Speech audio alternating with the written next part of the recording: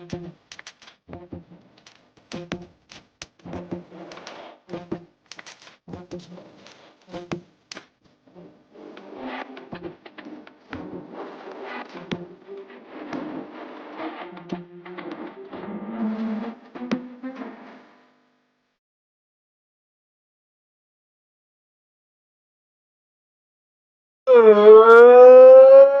evening, ladies and gentlemen. Welcome to the one and only Rumboyz Fantasy Network. Often imitated, can never be duplicated, ladies and gentlemen.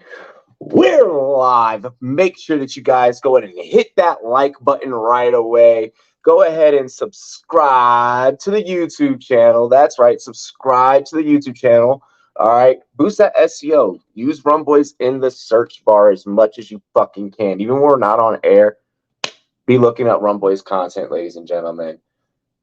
This is Rumboyz After Dark, the most lit Friday night sports talk show slash fantasy slash gambling talk show to ever hit live streaming, ladies and gentlemen. We are so excited for tonight. We got a little bit of puck talk. We got some NBA talk, and you see that I'm draped up and dripped down. We of course always got to headline the show with some NFL and some fantasy football talk, ladies and gentlemen. Strap in, subscribe to the YouTube channel, follow us on Twitch, hit that like button. Let's go ahead and get through our advertisers. Y'all see the chain. You already know what it is. GLD, shopgld.com. Link is in the description. You can also DM me for a link or DM any one of the cast members for a link. Mike, go ahead and take us to the yacht. Bow now. Hop out in Miami with no land, ain't got no understanding. Out of here, I'm burning, don't turn me on, you can't understand it. In the club, posted up, they lit up, no matter where I'm standing. Drop GLD for the Cuban link, yeah, you see it there. Might spaz out on some taller shit, no on zero tolerance. Money conversations ain't hard to relate, it's hollering. See my net, they acknowledge it, good friend, go where you're not. We are back. We are back. Big shout out to our homies over at shopgld.com. Again, that is shopgld, ladies and gentlemen. Get iced out. Spring is here. You got to be looking good when you're sitting poolside. You know, you risen it up. Get draped up and dripped down with shopgld.com. Use our link below. I also want to shout out our homies over at All 22. All 22 is the brand new fantasy football format where you and your friends can challenge each other into a 10 or 12-man league. You get to draft a full 53-man roster with the subscription, which is why you got to use the promo code Rumboyz so you can get the subscription.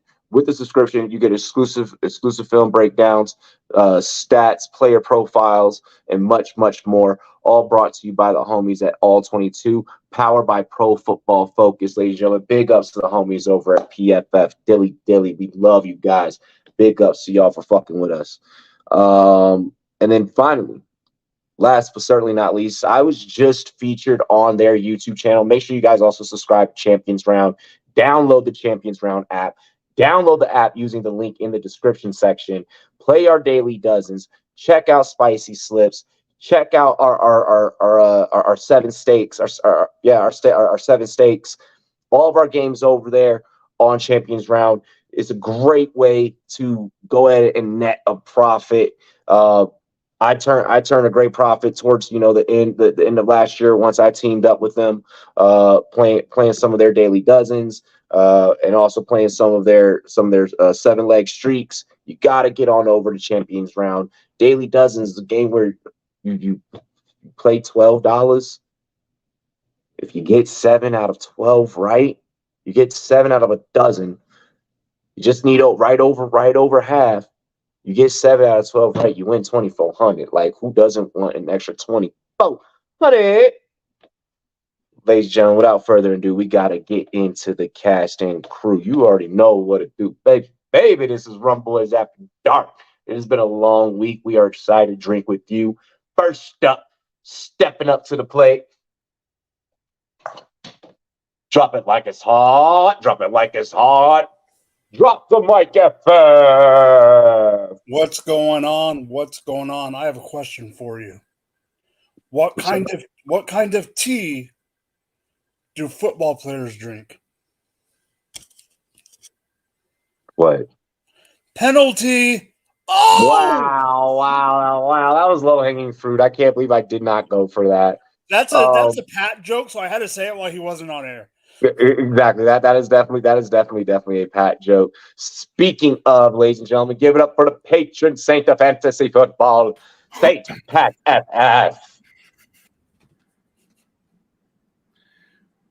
Mike, that joke was bad. You should feel bad. But you know what this podcast needs? Oh no. This what? podcast needs a word of the week. Ooh. And I'm thinking our word of the week could be like win. Like, I kind of want to have my first drink of the night, but I don't know window. I don't know window. Word of the week, window. You won't be getting to the Cheers. first drink of the night here shortly, and he's taking his right now. Ladies and gentlemen, last but certainly not least, we are bringing on a special guest. You have seen him before. Give it up. The nerdiest of us all. The nerdiest of us all. Give it up for the Avenge Nerd. What's going on, fellas? Dilly. Thanks for having me back. What's good? Dilly. Let's go ahead. Let's take this shot. I see that you already have a glass ready, so I'm not even going to like wait. Cheers to me. Cheers to you. All the rum boys and girls want to do. Let's go, boys. And yes, this glass does have something in it. It's been in it. It's been one of those weeks. See how big that thing is? Albert, what is good? What is good? Hell no. Hell yeah. What's good? What is good, bro? Leafs, bonjour. Leafs, we got a segment just for you. Stay tuned. We're definitely going to need you in the chat. Aiden, what is up, bro? Robbie, how about your boy Izzy? Stay tuned. We are talking literally everything that has happened in this week of sports. We're going to try and pack it all into 2 hours, so we're just going to dive right the fuck in. Dilly, boys. First things first, we got to address the fit. I'm sure everyone's wondering, why is he coming out like during the off season in just full garb? No one's surprised, okay? Don't start that shit. Give me my moment. I have waited for this for 24 fucking years. I understand that, but don't act like people are surprised. Nah.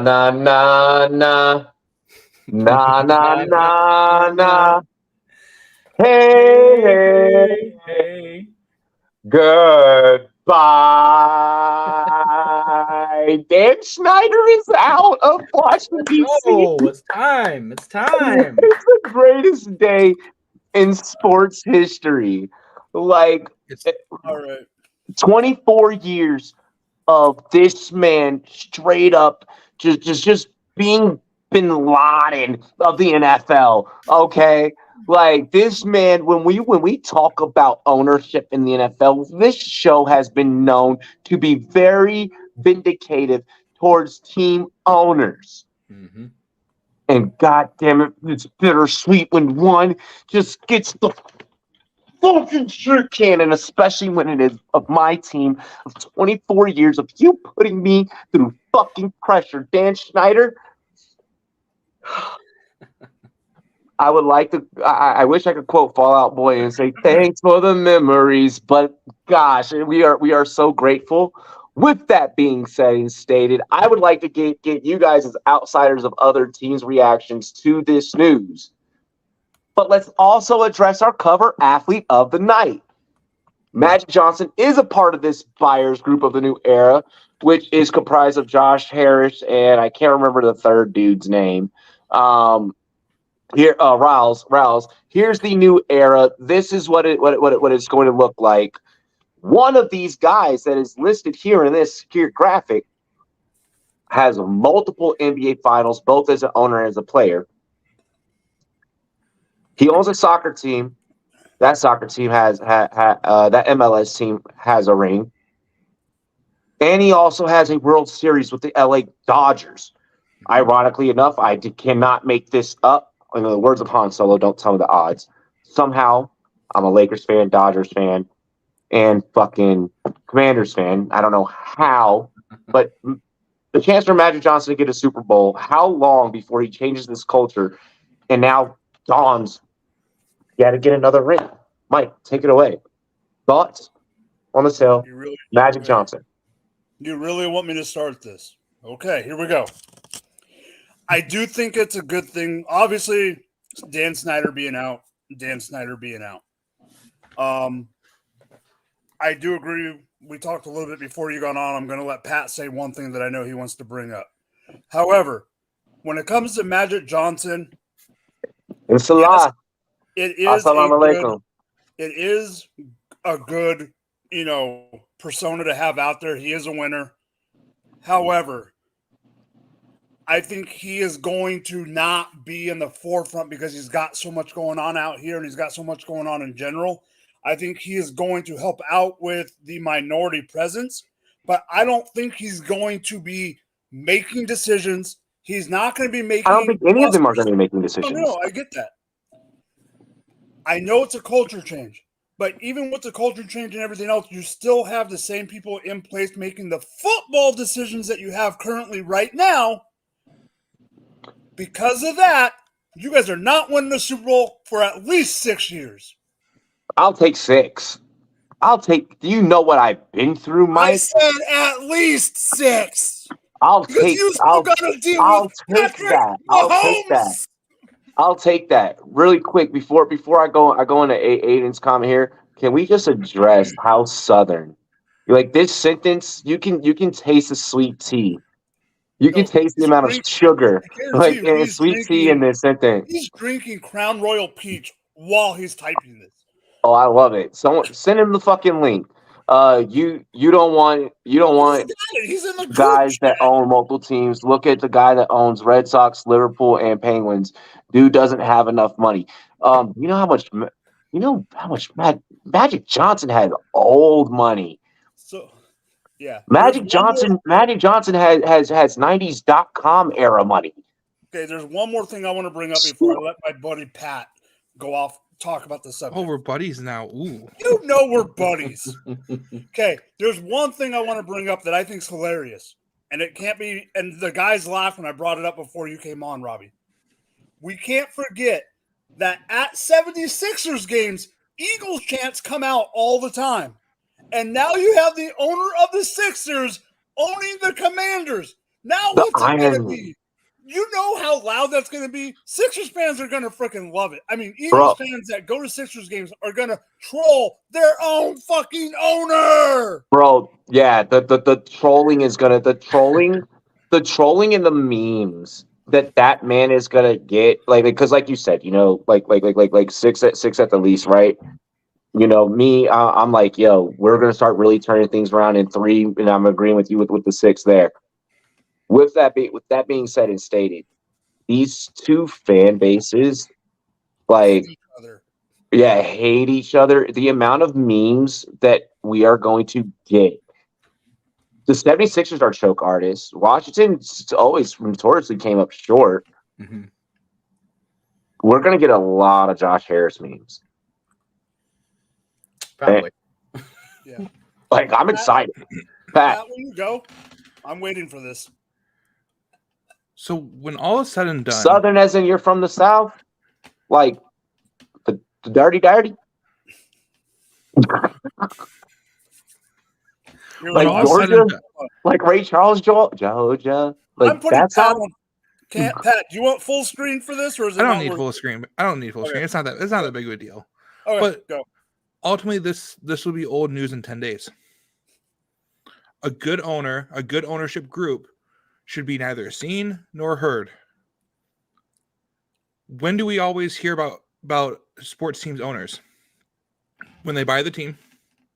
And when they win championships. Not even. Or when they fuck the team over. They fuck shit up. Yeah. So that's why wild things in the media, like the players can't run the prison. That's why everyone knew Dan Snyder, because he fucked shit up. Bad. Can someone tell me Seattle Seahawks owner? Anyone? No? Okay. Can anyone tell me Tampa Bay Buccaneers owner? No? Okay. Can anyone tell me Philadelphia Eagles owner? Jeffrey I Lurie. can't remember that dude's name, but yeah. Yeah. Howard. It's better for the sport if Mhm. people don't know who you are. AKA They don't Jerry need Jones. you. Especially when you're rich. You Especially better when be you're rich. You better be rich. You better have money to put out guaranteed contracts. You don't want to be in a situation like the Bengals where they're saying, I don't know if we can put out the guaranteed money for our players that we want to sign. If we can front load that and give them and have that money able to be passed off. So at the end of the day, this is a great news for the NFL, for the NFL revenue. If the accusations of Dan Snyder stealing money from other owners and costing other teams money and costing the league money, if those are even half true as what they claim, this is a great thing for the NFL. Does this fix the problems that have existed within Washington and their team for the last several years? Not immediately. No. Even It's across gonna- the it's board gonna for take- owners, it doesn't fit. It doesn't fix things for owners even across the board. I mean, we Yeah, already know that Snyder has dirt on it's his gonna be guys. time. It's gonna be time until the new collective bargaining agreement, until like things come into play. We won't see the ramifications of this move for quite a while. I don't think the Washington roster is in a place where they're ready to win, and by they're ready to go 500. They're not ready to go big. Well, one thing I want to add about winning, they won't win until Eric Bieniemy's the head coach. Yeah. Yep. And I think Robbie and we've already said that that's probably where this is going. 3 years. Yep. I think Eric Bieniemy is a coach next year. I don't think Rivera gets. I think Rivera exactly what happened in Carolina when Carolina got a new owner. Yeah. I think that's Rivera's exactly there what's going to. too. I think Rivera's there too, and then on the third. He's already had time. I don't know about that. Exactly what Pat said. He's already had time. Yeah. So I think Rivera's fixed some of those culture things. He's worked to try and fix those things. However, it still takes time. It still takes a lot of things going right. Becoming a Super Bowl contender in this league doesn't happen just by having a good coach and just by fixing a couple culture things. Yep. You need a lot of things to go right to move yourself into the top 6 teams in the NFL where you're considered a Super Bowl contender. You need strong veterans on good deals. You need strong coaching. You need ownership that's going to invest in the team and invest in the fan base. And then you need a good amount of draft luck and good player development. Every single Super Bowl team lately has had 1 or 2 really, really strong rookies who way overperformed. And guys on those rookie deals make the difference night and day between a team that's can win their division and a team that can make a run. Over to you, Mike. I agree with what a lot of is being said by everybody, right? So like I'm just kind of trying to think of how to like unpack all this because Robbie knows me well to where I analyze things and I think about things a lot when everybody else is talking. So I try to like take good thoughts in and bad thoughts out and just try to like maneuver through. So for me, I think that it's a huge change. Not just for like the team, but the culture of the team, right? Like obviously that's been being worked on by Ron Rivera, but when you're bringing in a guy like Magic Johnson, right? We talked about how he's gone to all the other sports teams that he owns and has had success, right? I'm a Red Sox fan, and when we lost Mookie Betts going to the Dodgers, and they win Mookie. They win a World Series. I still love Mookie, right? But that stung. So like the ability to see talent, I think, is going to change, and hiring the right talent scouts is going to change going into Washington. And I think, I agree with what Mike was saying. You know, at least 6 years. I think that's a fair assessment in saying like how much time, like what's it going to take. But I think that like culture change is good. I think that like not just like all the issues they've had in the past with the team name changes, but just like what do we want to do? And we could go through another team name change potentially with this new ownership group. Probably not, but right. You know. To me, it's just one of those things where it's like you're only as strong as your leaders, right? And leadership starts at the top with your owners, going down to like the coaches and the GMs to the coaches to the players, right? And when you all believe in each other, that's a good thing. And when they've seen what he's done with other teams, I think that can bring a lot of success to what Washington is going to be doing forward. And you already got a good foundation in one player on that team for sure. And who I want to point out is who Robbie's wearing. What's up, Derek? Welcome to the stream, bro. I think focusing around Terry McLaurin would be a huge thing for the Commanders to continue going forward with and figure out the quarterback situation long term. But I think it's a step in the right direction. I mean, no one expects it overnight, right? And to what St. Pat was saying about like who can recognize team owners, fans are going to recognize the owners of their team at the end of the day, right? Like I respect what you're saying and saying that they're like, you know, who remembers that? But like I can go back a year from now and I've been frustrated with the Wilfs, but when they got rid of Mike Zimmer and brought in KOC, and then he started bringing people in and even like going into the concept of like our new defensive coordinator change, like I think teams can go in the right direction by making the right choices. And I think that the Commanders made a huge step with getting this buyer and having Magic Johnson involved. I think it's massive. I really do. And sure, you're not going to hear about it all the time, right? But like knowing who's there and it's news right now, that's good news right now. And that's good news. And that's good news for team morale, for a team locker room. It's definitely good news for those that are in their current roles in the front office, right? Because they're looking at. Look, we all work regular motherfucking day jobs. You ever get a new supervisor and be like, oh shit, I need to tighten up real quick before I figure out like, you know, how cool or, you know, how lenient they are, like what I can and cannot get away. You know, we've all been there, you know, at our jobs. So to that point, I think that this group is going to bring a no nonsense, no BS. Right. Let's get back to winning type of, you know, style. This city has been waiting, not where this show is HQ'd at, but where I'm from, BC. We're ready for another championship. The Nationals have done it. The Caps have done it in that city. Everyone of every other sport has done it in that city. The pressure's on for Washington to be the recent ones. Right.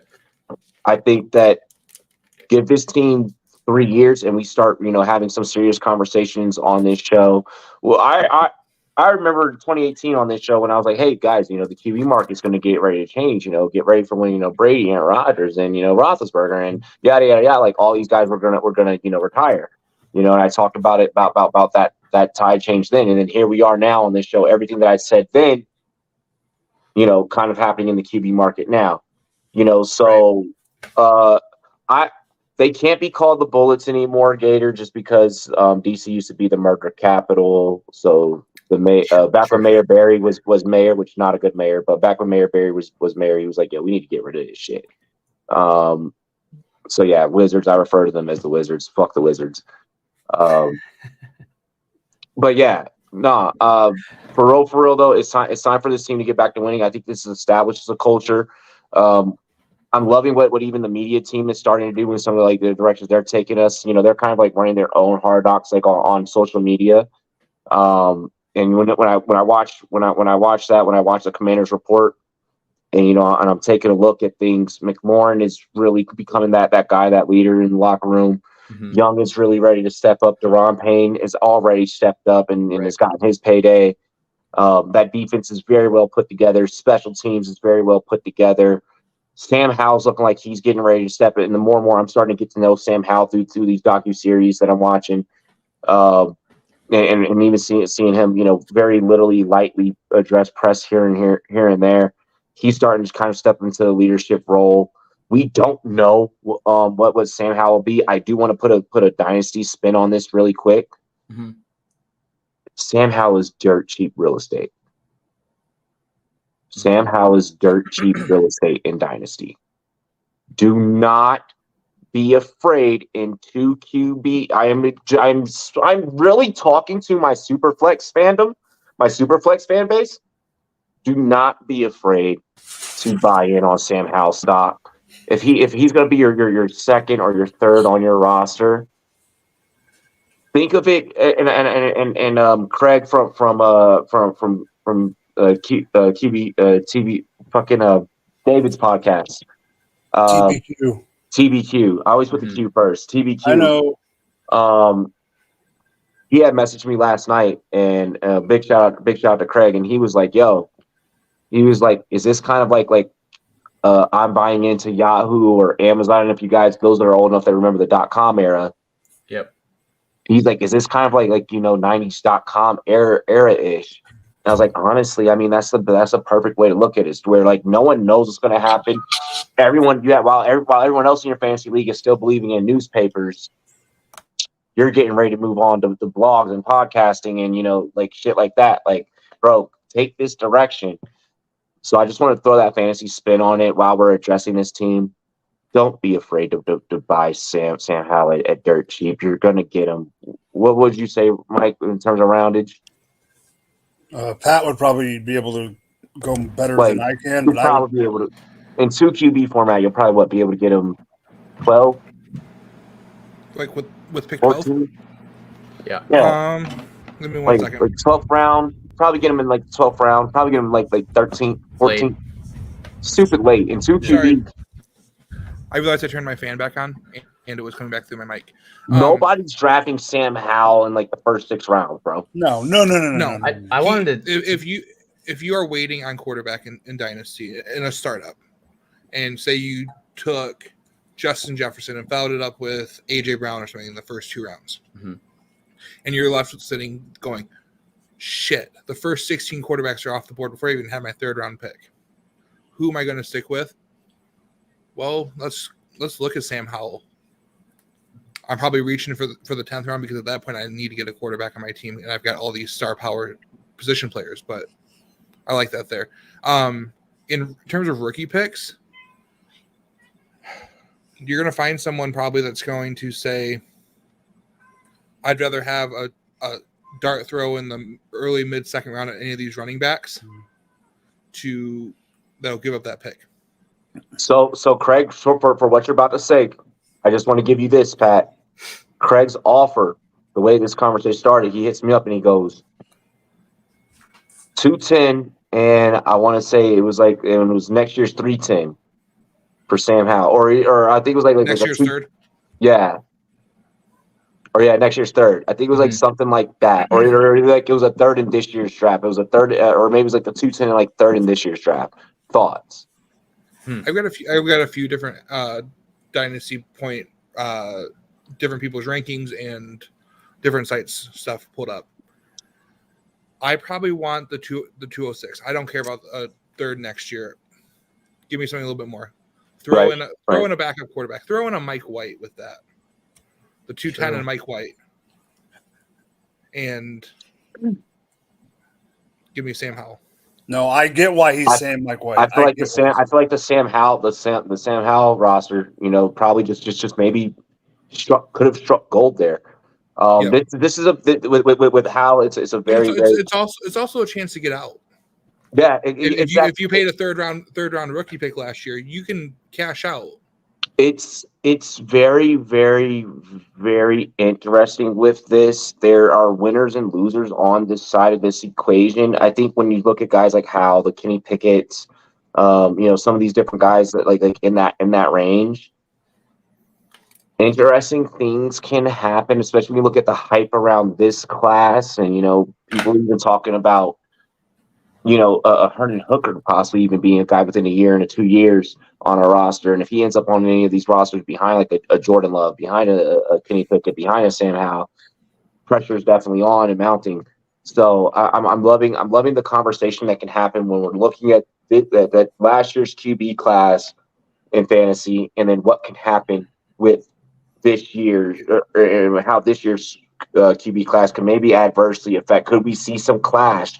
Could we see some clash within the next 3 QB classes where teams are all scrambling because all the old heads have retired? They're like, fuck, like what do we do? Do these guys start beating out even some of the veterans, that are still going to be around, the Goffs and the Wilsons and so on and so forth? Yeah. Now, Very interesting things happening with the quarterback market. The other side of it is the Commanders didn't invest a ton when they drafted Sam Howell. He was picked 144 in the NFL draft. If you believe in Sam Howell, the price goes up as soon as he survives each little domino that falls. So we have the NFL draft in 2 weeks. If he survives that, it's still the Commanders' starting quarterback on their roster. His price goes up. If we get to June, we get to training camp. His price goes up a tiny bit as we find a final destination for Aaron Rodgers, for Lamar Jackson. As these final pieces start falling into place and they go, shoot, Sam Howell is now that starting quarterback, and that is guaranteed a starting quarterback in Superflex.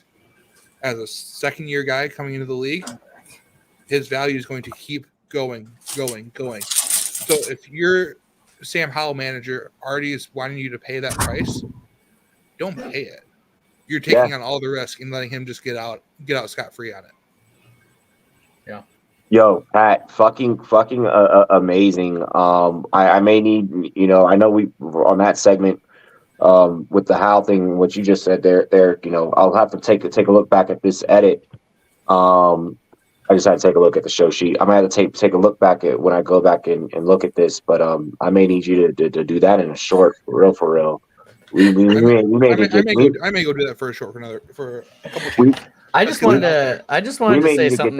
We may need to get that out there. We may. Yeah, that was fucking. The other thing the only real quick thing that I want to add. Yo, this motherfucker said, "I love this. This is like perfect evolution of beard growth." Like yeah, if you look like down at the bottom, what they don't realize. So this has had 5 inches trimmed off of it. Thank God. Mike, you don't know what 5 inches actually is. And I trimmed mine last week. My shit was like I trimmed almost mine like before down this. But the one thing I wanted to say, like when these guys were touching on Eric Bieniemy and Ron Rivera, I think that St. Pat was right on it. Where he's had time, right? Rivera's had time.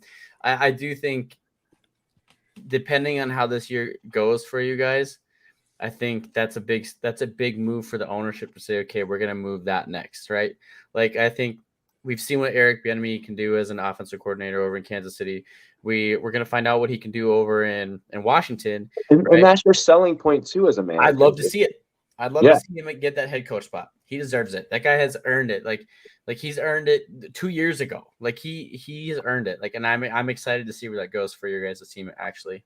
5 inches. The only thing I want to hold on. Wait, I can't. Kidding, bro. All right, hear me out though. Why I laughed at such a fucking immature joke right then. I work at a corporate fucking job from 7:30 in the goddamn morning. I don't get off until 4, and I still gotta drive. I know. Dog. When I know that's low hanging fruit, and I should not. But Aiden. Is it really hanging You that said low? low hanging fruit. Can we go back to Mike's joke at the beginning of this though? That's low hanging fruit. Yeah, that was fucking low hanging fruit. Hey, speaking of Fuck jokes, you, throw Mike. that out there. okay, That was good. The only thing I want to add about Hal before we keep going with his value wise. We have because we have to get into the next topic. No, real quick. Don't forget, the Washington Commanders are one of only 4 teams eligible to be on Hard Knocks. Now with this, that can put them on Hard Knocks, and with him being on, no. I'm just saying the Hard Knocks hype could make him go even more. I don't think that Washington wants to go on Hard Knocks. It sounds like the players in the locker room are not wanting it. But there's only 4 teams There's only 4 teams eligible. And you need some immature in your life. Your dynasty manager doesn't care about Hard Knocks hype. Exactly. Yeah. Not the hardcore, but I mean, just Matthew Mayhew. If Matthew Mayhew fucking sees a camera in that locker room, he's gonna. That's not our social media team. He's gonna flip shit, dog. Probably. Yeah, like Matthew, you got to remember, this man used to run the 49ers organization. What are you sipping? Okay, I see now. What is everybody sipping? It's the new mics. It's the new mics that he's sipping. Strawberry kiwi. It's delicious. It is delicious. Really quick, Polar Nights. Hey, ain't nothing wrong with a little bit of wolf pussy. Listen, I'll be 32 in June. Listen, at a certain age, Harry ain't stopping you. Harry ain't stopping you. You just gonna. We can tell that I'm definitely seeing my girlfriend after this podcast. Let's get into the next topic. I want to talk about some. We're going to go from talking from a big purchase of a whole team to maybe a team blowing money on a player. Look, we just talk about money. No, it's called dummy. Yeah. And that's what I was actually about to sing next. Dummies are the Baltimore Ravens. This is like a bad hustle gone wrong out on the episode of The Wire. Okay. Odell Beckham Jr. completely fucking finessed the Baltimore Ravens. We talked last week, I believe. We touched on it lightly. Odell came out on record saying that he wanted 15 mil minimum, et cetera, 1 year from a team. One team was dumb enough to give him the 15 mil and then front load it to 18 mil with the incentives included. So 18 million total with the incentives included. Following us now knowing those thoughts and unpackaging that, this team still does not have a quarterback. This quarterback is still pissed off, and is probably pissed off because, like, y'all gave that motherfucker 18 million, and you can't come to the table with me. That didn't So help. there's that. Didn't help. I'm just gonna say that right now. And then said one-handed catch, one Super Bowl ring, having that he barely contributed fucking to wide receiver. Said, hey man, I really want to get to work with you, and I want to play with you. I hope that you come back to the team, you come and sign. Thoughts on this whole situation? This is the soap opera of which we call the NFL. Notorious nerd away. Okay, so I've been talking to a lot of people about this, and it's been frustrating, like even not being a Ravens fan, right? This is not Ravens purple. This is Vikings purple. I'm proud, and it hurts a lot, but it's fine. It's a little more Bud Lightish. I'm kidding. Bad joke. Hey, it's Harrison Smith. Which, by the way, I love you, Bud Light. I love you, and I love that you did that. Fuck you, Kid Rock. Before I forget, whoever said in the chat they were sipping that Crown Peach. Gator. I'm right with you. I'm right with you, Gator. But Gator's like literally Gator's in Georgia, like on the Florida-Georgia line, so he has to drink Crown Peach. Look at what Aiden just said. Anyways, so about Odell, I was talking to my friend, the person that rents my basement in my house actually, and my roommate, my friend, he's a Giants fan, right? So when he's been an Odell fan forever. However, my apologies. We were talking about this actually, and he doesn't get it either. I mean, we talked about him in great length one night. We were just talking football, how this guy has torn his ACL not once but twice. He, as Robbie said earlier, he didn't really contribute much to the Rams Super Bowl. I mean, other than a couple touchdowns. I'd have to look at the numbers at like how well he did in the playoffs leading up to the Super Bowl, because I can't honestly remember. It's been a bit. It was basically abysmal. Yeah, it wasn't much. And then he tore his ACL for the second time. So I don't know. Speaking from like someone who's done contact sports and knowing what ACL tears do, which is repeat themselves all the time, I don't know what the Ravens were thinking in signing him, because these things don't go away, right? They just don't. Like, I can be completely honest with you. I'm going hot right now because I'm frustrated. They don't go away. Like, you can sit here and say it wasn't 100% healed, right? But it's still probably going to tear again down the road. And when is it going to happen? You don't know. And at the level that they're playing at, it's probably sooner rather than later. So I don't understand the signing. There's no quarterback situation going on there. You can't even sign your quarterback right now and come to agreement with him, but you signed an $18 million deal with a wide receiver for 1 year. And have practically locked up the whole defense. And have practically locked up the whole defense. Like, the whole defense is basically under contract. I don't get it. Like, people can. And then Trayvon Mullen is Lamar's cousin, So you know that when Mullen's rookie deal is up and he gets the first opportunity he gets to get out of Baltimore, he's probably going to do it if Lamar leaves. It just doesn't make sense to me. Like, I'll put it that as simple as that. Patrick Queen has been subpar. This whole team built themselves up. You ever been on a wooden roller coaster? Yes. Like already because it's a fucking wooden coaster, you're like shit. But you're also like, yo, this is about to be fun. The Ravens over the last 3 to 4 seasons have been click, click, click, click, click, click, click, click, click. And it's a wooden coaster that's been at the fucking amusement park way too long and is now about to fall apart. I don't understand the move because, like, if you don't have the guy to throw the ball to him, then why are you sending a guy out a 1-year contract for $18 million? It doesn't make sense to me. I just don't get it. And like, I hope the best for him? Of course, you don't wish injury on anybody, right? Like, I hope Odell can have a great year. But like, we've all been saying we hope that for a long time since he was with the Browns and then the Rams.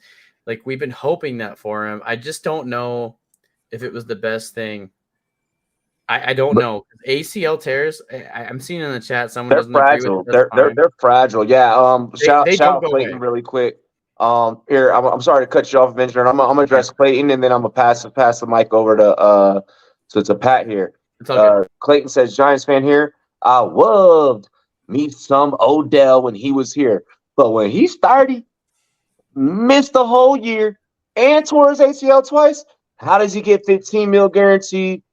And a 26-year-old Saquads can't get 13 to 14 for 3 years. But I disagree with nerds saying ACLs re-tearing. That's not a thing.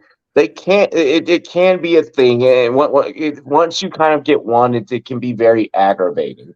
It's definitely a nagging injury. Pat, your take here. The one thing we don't have to worry about is he has half the chance of re-tearing his ACL because he only has one fucking ACL. He played most of 2021 with the doctor saying, no legs. You don't have an ACL. Here's some ice cream. Cool. Congratulations, Odell. Here's $15 million for having been stupid 2 years ago and playing hurt. Now, Robbie brought up what I was going to really harp on is how much money the Baltimore Ravens have put into contracts over the last 6 months. Between the Roquan Smith trade and signing extension. Mm-hmm. To now Odell, to Patrick Queef, and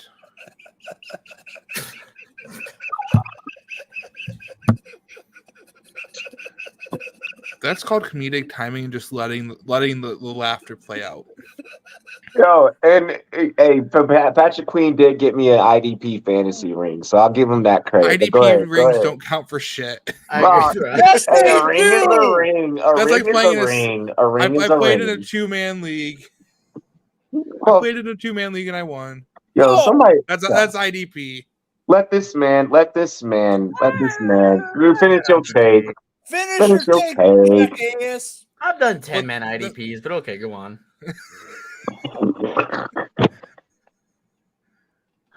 I don't even give a shit anymore. I was on the Odell don't ever sign in 2022 because you're not ready to play, and then everyone came around to it. I had to talk people out of picking him up in all best ball leagues and Scott Fishbowl and redraft leagues. Like, I'm taking a shot on him in the 10th round. He's gonna come back in week 8 and he's gonna win me my league. And I'm like, shut the fuck up. You're dumb as shit. Hey, Aiden, the Ravens paid a dude who's dressing like a dude who can still play like he's a dude. Had to go Tropic Thunder there. I forgot about the Odell getting dragged off a plane. Yeah, bro. He got like he went like 3/4 AB there. Like a little under 3/4. Yeah, I'd say half. Yeah, 3/4. 3/4 AB pre-2020. Shit. There's a notorious look at two fly. One, he's fucked up. Two, he's wearing that weird ass Vikings purple that should be Lakers purple. Lee said a PR stunt. In my opinion, I don't think that shit was a PR stunt. I think homie was really faded, probably off a perky or something. Well, no, if you have a perky, You you don't have want a to get caught perky. on being dragged off. I would say when it all said and done, you're not paying. The way we talked about the Christian Kirk signing last year is the way we should be talking about this Odell signing. No, the difference is we know Christian Kirk can play football right now. Yeah, that's my point. That's why I think it's different. But just when we're talking about people throwing unnecessary money at a player, damn, that's unnecessary. Pat, and I'm cheersing, bro. This man's take has been filled with comedy, and then comes around and just brings you back, and it's like, but sit down, fucking children. Like, damn. Mm-hmm. Damn. That's good. It's a good take. Damn. Y'all want to see Pat fucking debate Stephen A for real? Pat be like, I'm gonna let you yell. All right, now my turn. Like he's gonna be like, joke. He's gonna be like, joke, finish. And then left hook, motherfucker. That was my right hand. I'm sorry, Mike. You're mirrored on StreamYard, so it's fine.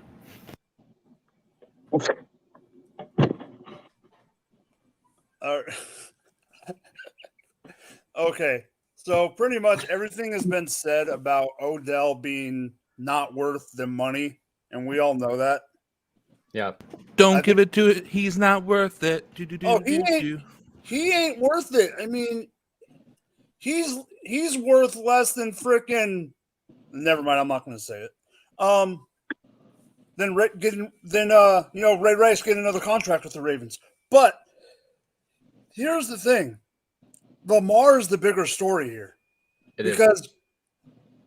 And I understand where Nerd has a problem with the whole Lamar thing because they haven't done Dilly Squat. They bring him in thinking they're going to be able to. I think Baltimore. Yeah. Before you go too far, I don't have a huge problem with the situation. I guess I don't like that they didn't focus on signing Lamar, but I think Lamar's not helping himself by getting an agent to help him out in the process. No. I completely get that. Anyways, go on. Yeah. Well, I'm going back to who's been on fire the whole night, though. Go back and watch last week's episode and even the week before that. Who's been beating this down everyone's fucking throat? That's what she said. This man down in the corner box to the right of the screen of me. Like, go check out the last couple of episodes. Pat's been fucking trying to get this dude to y'all. I'm still on the other side. It's not because I don't dislike Pat saying that, but what y'all are saying on that side of the screen, you have a valid point now at this point. And Mike, you Avenger, you even addressing that, it's starting to now kind of resonate with me a little bit. I'm not fully swayed, right? But y'all are bringing up some shit. Go ahead, continue. No, but I think they're bringing OBJ. I think they overpaid to a certain degree to hopefully think that this is going to help Lamar let Lamar come in and not sit out if they can't make a deal. Yeah, that's what I think this is about. I think they overpaid knowing, hey, if Lamar's threatening to sit out, hopefully bringing in this guy is going to They are friends. The problem is you're going to pay a guy guaranteed money to be a blocker because that's what he's going to do as a wide receiver in fucking Baltimore. I was going to ask you guys on this, like with them signing OBJ, do you think that intrigues Lamar to come back? That's what I think they're hoping. That's what I think the hope is. Really quick. There's a bait for him to play on the franchise. We're all film heads. Take a sip.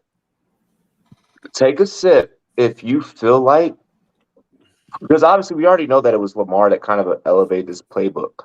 Do you feel like this playbook has been the exact same? This team's form has been the exact same basically since the Flacco, Ray Lewis, Steve Smith days? No, but it's been the same since and a person that's been on this panel multiple times has told me off air and on air. Ryan Searfoss has said this multiple times. Greg Roman was the damn idiot of that coaching staff. Greg Roman is we've always said that though. We've never not blamed Roman for offenses under. Greg Roman gets unnecessary hate. Come on. What the fuck? At some point when you have one of the top That's when you like have one of the saying top Aaron offenses in the Rodgers league. gets unnecessary hate. No. Come Greg on, Roman. Greg Pat. Roman is Offenses in the Greg league Roman is a for bag of several ass. years. He hasn't developed, he hasn't changed and adjusted. And that's his problem. He has led one of the best offenses in the league, and you have to give him dues for that. Look, Best offense in the league that throws interception in playoff games to end the game. Look, here's what I'll say. I read somewhere that Lamar asked the Ravens to bring Odell in. If that's true, maybe that's why Odell got so much money. That's what He that's exactly what I think happened. And if that happened, and if that's what happened, then Lamar, them giving you what you wanted, you got to maybe try and meet somewhere in the middle. But at the same time, you need to Lamar. You need to get paid. But I think You need to get paid.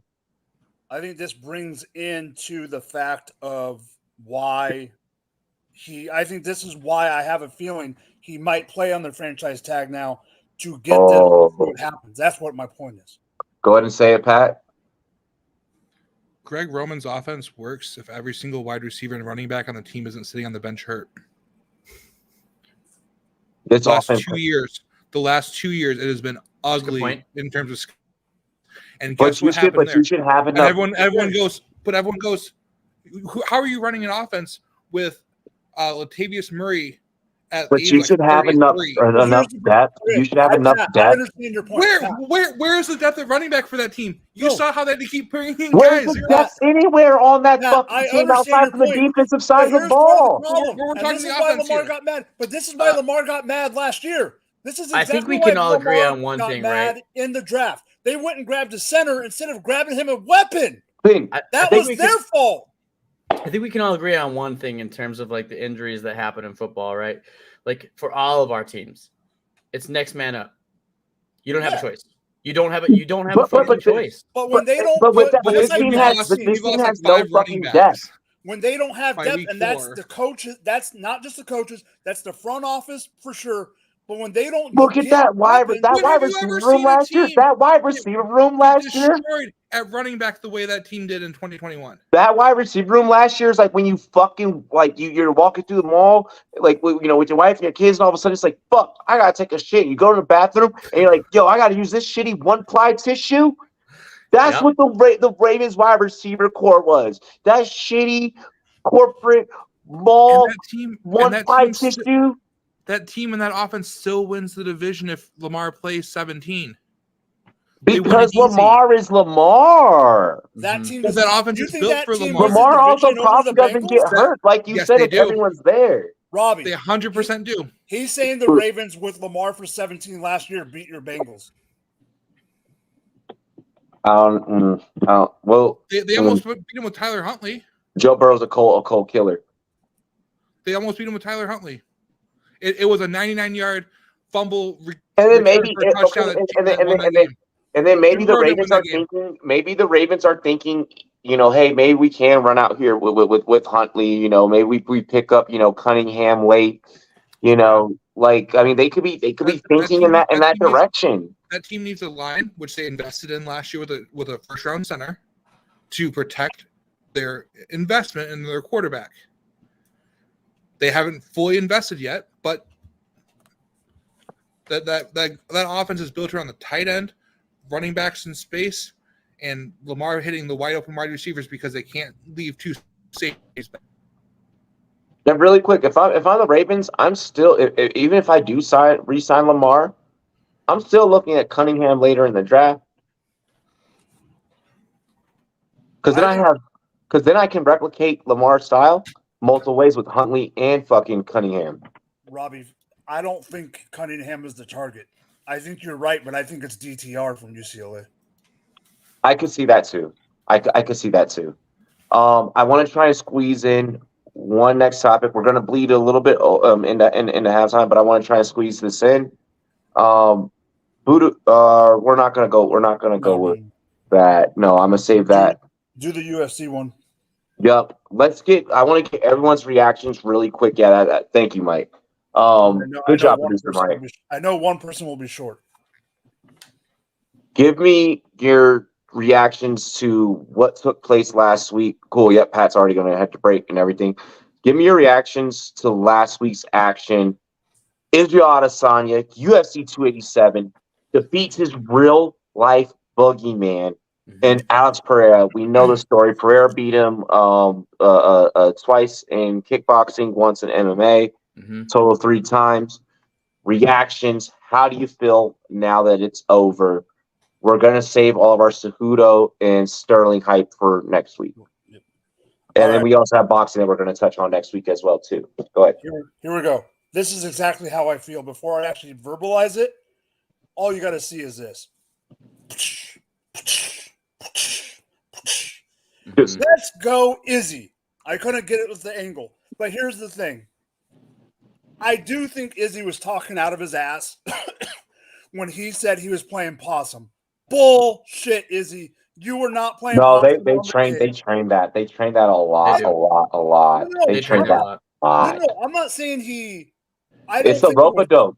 It's the rope-a-dope. But I don't think he was.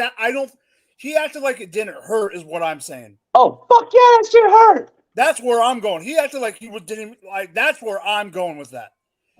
But with that counter right or whatever it was, counter over the top, and then getting him on the ground. He was losing that round, which is what was scaring me. I was dancing around the house I was watching it at, getting worried because he was going to lose that round if he didn't do that. What's his name? Pereira is a beast. He's moving up to 205 because I think he's going to get his shit pushed in at 205 for real. I don't know. He only had to cut 3 pounds. His fighting style's not it. It's not giving, bro. No, it's just not giving. I don't know what it's not giving, but it's not giving, bro. We'll get into that once we find out who his first opponent is, which I've already heard rumors. However, Izzy showed that he is back. I don't think he didn't say that he beat his son's ass. He did not say that, but he did mock his son, and which he rightfully fuck you, little shit. You mocked me. Yep, for real, if your kid comes in the ring and mocks me after you knock me the fuck out, bro, best believe, me, you, and that little motherfucker all got beef now.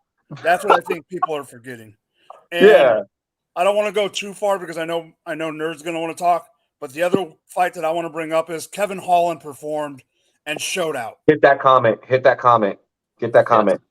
Basic boxing, when you left hook, pull back. Izzy had a jab sets up for the right. Exactly. And I mean, that's the best way to.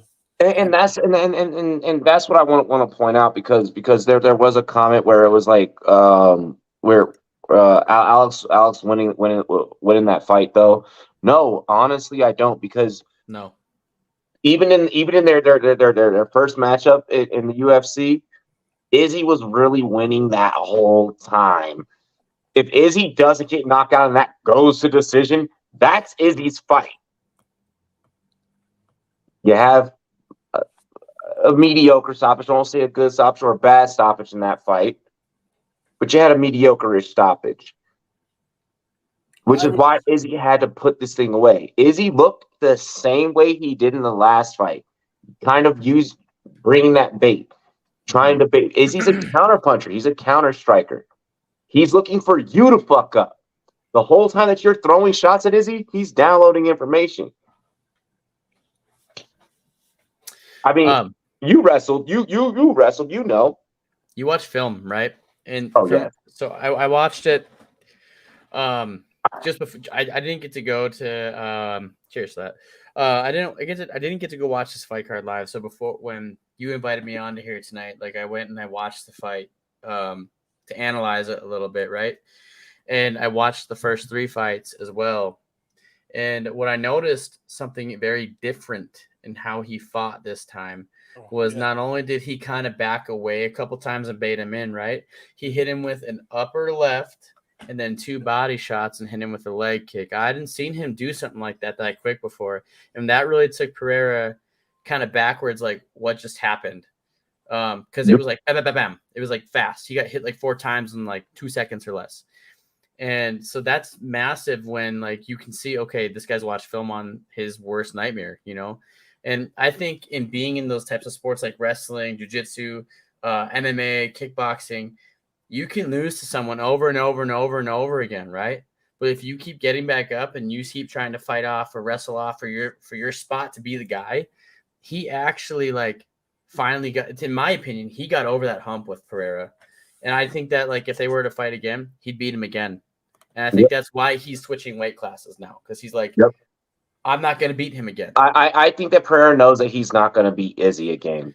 Because I disagree, because he already said that if he already said before the fight that there's a good chance he's moving up no matter what.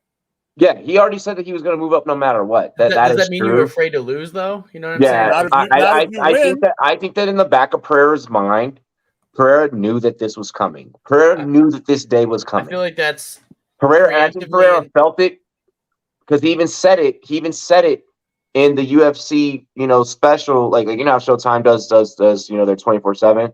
Like he even said it in the UFC adaptation of that, where he was like, I came out that last round. He was like, Pereira knew that he had caught Izzy lucky. He knew that it was luck. I feel like if you preemptively before a fight say like, win or lose, I'm going up, I feel like that's giving yourself an excuse. That's something you should say after a fight, right? Like, and I feel like that's like, if I lose, Masvidal on that card was like, yeah, I'm probably gonna retire after this. So I'm gonna hang it up. And like then Gilbert Burns was the opposite, which big shout to Burns. I'm not taking anything away from his win on that card, but Burns was like, oh well, I feel like he's just saying that, whatever, et cetera, et cetera. I feel like, you shouldn't be announcing your retirement before a fight, because now that's in your head. I feel like you shouldn't be announcing that your plan is to move up. You almost psych yourself out. Yeah, you're psyching yourself out. But the reason Gilbert did it ahead of time is because he was fighting at home. It's the only reason Gilbert did it. Yeah. If Gilbert wasn't fighting in Miami, where he grew up on the streets, exactly. They both grew up. That's the only reason. Exactly. No, honestly, the whole night, fucking amazing card from the top down. He crumpled him, bro. We have some really good for the next 3 weeks. We have some really amazing, high class, free fight night cards that are going to be happening on ESPN and ESPN Plus. You're definitely going to want to check those out, because that's going to be leading up to Cejudo Aljamain Sterling. That's a big fight that's going to be coming up. We're going to be hyping that up over the course of the next 3 weeks here on Rumboyz After Dark. We're also going to be hyping up on this channel Garcia Gervonta Tank Davis. Ladies and gentlemen, the sport of boxing is officially alive and well. The sport of boxing is officially in good hands with the stars that we're seeing with King Ryan, Gervonta, Earl Spence, Crawford, Shakur Stevenson, Tyson Fury. These guys are really putting the sport on its back and bringing it back to its reverence. So we're excited to be covering this for you guys. This is Rumboyz After Dark. I'm your boy Rumboyz Robbie. We're going to get into halftime. That's Drop the Mic FF. That's St. Pat FF. Notorious Mike. I think I know what music video I'm gonna play first, and then we're gonna let Mike hit us with that GLD commercial. You do yours, and then I'll take over. Yep. And then right after that GLD commercial, we'll have Mike's music video of choice tonight. Cheers to me, cheers to you, all the Rumboyz and girls. What it do, dilly dilly. We're gonna see you on the other side in just a few.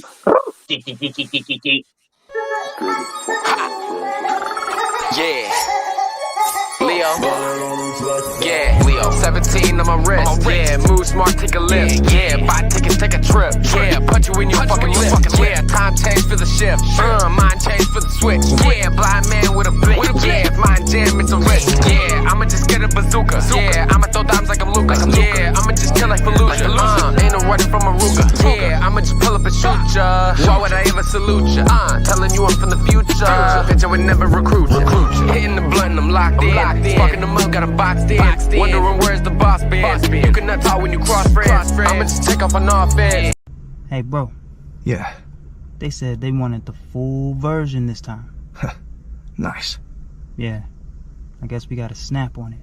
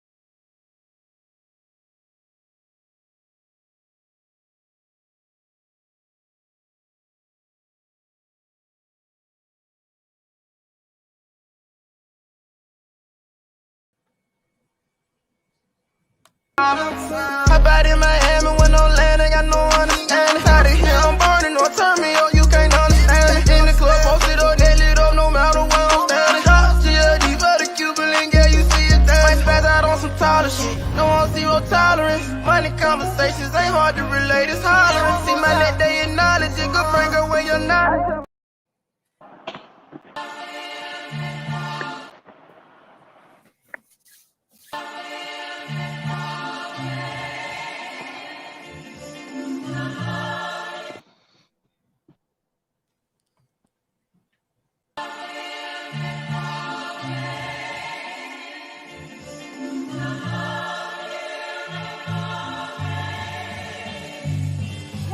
Yeah. It's way darker this time.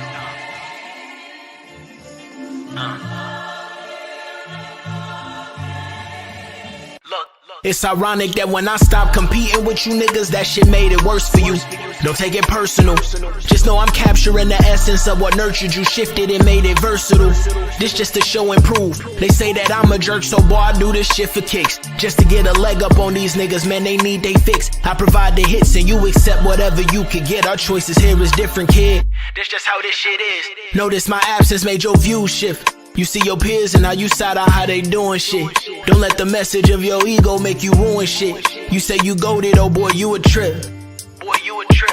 You know there's pressure in the road you choose to grow through. Can't put you on the pedestal and don't nobody know you. Can't say you top tier, but ain't no blood and sweat to show too. So swallow that pill. You know that pride can close your eyes and make you cold, and still these niggas talking like they know me better than I know myself. Had a clutch or two, but dropped them hoes to show that I get surgical. I'm clutching stealth, I'm clutching wealth. I'm only spending energy on shit that won't dispel. It's never easy when it's simply put, but simply put, it's fucking easy. I choose rap shit over food and breathing. Boy, this fat me greasy. I've been out here steaming, building bridges often cause I'm leaving. Then I bird them right along with demons. A fucking heathen, nigga. Look, I let it breathe. Let it breathe. I'm Harlem shaking through the pressure. Knock them down when they set up. Tell them I'll never let up. I'm Harlem shaking through the pressure. Knock them down when they set up. Tell them I'll never let up. I'm Harlem shaking through the pressure. Knock them down when they set up. Tell them I'll never let up. I'm Harlem shaking through the pressure. Knock them down when they set up. Tell them I'll never let up.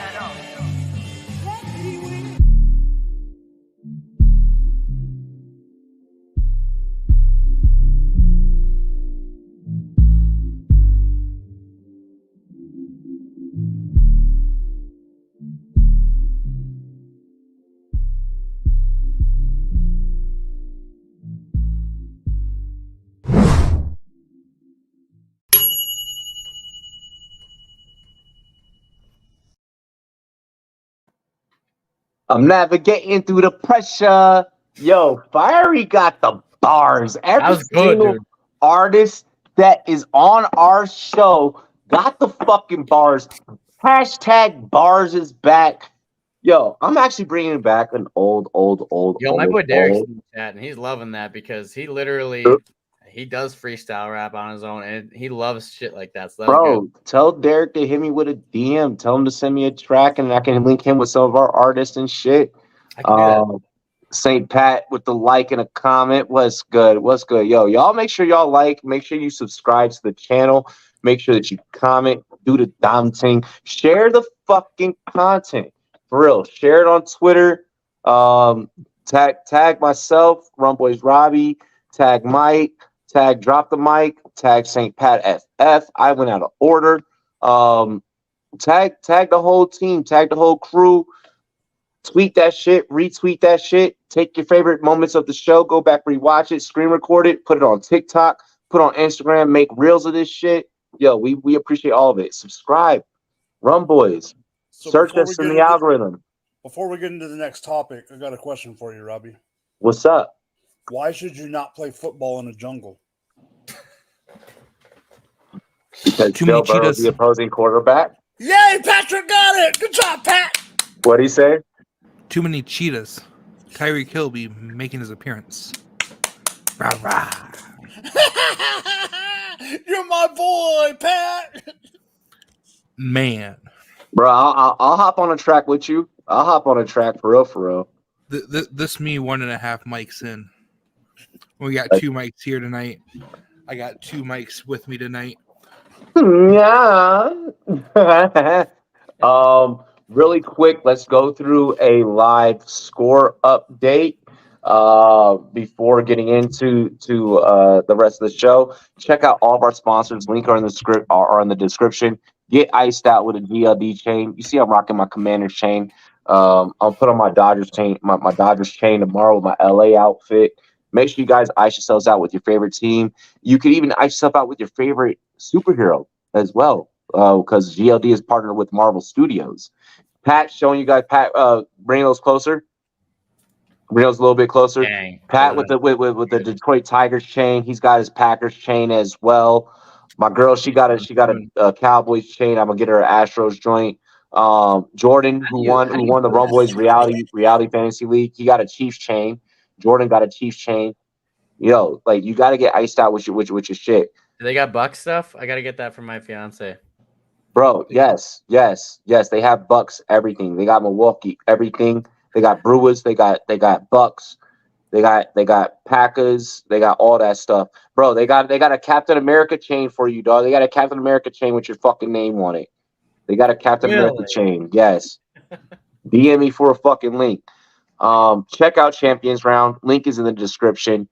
$12 prop, $12 bet on our daily dozens. You get 7 out of 12 right on the whole slate. The slate of 12 picks. You get 7 right. You win $2,400. You need to get on over there to Champions Round. And then also, I want to shout out the one and only 53-man fantasy football league. We're talking drafting punters. We're talking drafting special teams and defensive interior. We're drafting offensive linemen, quarterbacks, wide receivers, running backs. Got to get on over to All 22. If you really feel like you know football, All 22, what it do. You'll probably see us 4 talking a lot of shit about some All 22 this year because of the league that we're going to be in. And I'm going to up the stakes on these motherfuckers. So, it is what it is. Let's get into the next topic, gentlemen.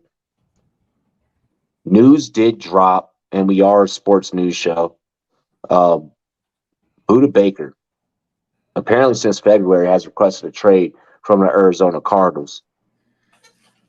This is one of the top safeties in the league, probably the fastest safety in the league. Mm-hmm. He is definitely a veteran presence and a game changer at the safety position for any team that is lucky to have him. Thoughts on the situation? Just kind of like Arizona as a whole is crumbling. Thoughts on the situation dealing with Buda Baker in Arizona?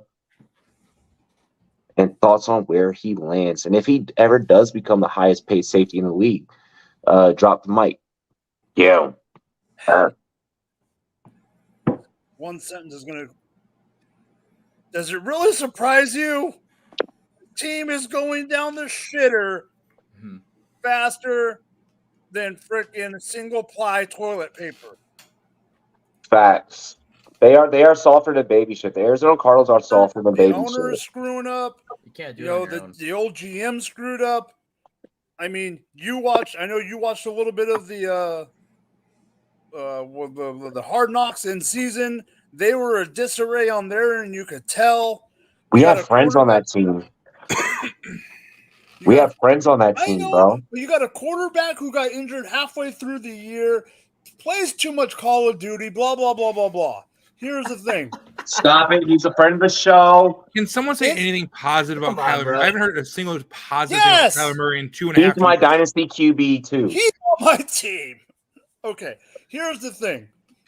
Yes, I do think Buda is going to be traded. I do think he'll be – I don't know if he'll be the number 1 paid safety or DB, however you want to call it. But he will be in the top 2 or 3. Where will he go? Who knows where the F he's going? It's going to be someone it's going to be a top-level team. I think he's going to go to a contender. I think he's going to go to somewhere. He's going to go somewhere. He's going to get the money and go somewhere where he can make a difference. Yeah. No, I agree with that.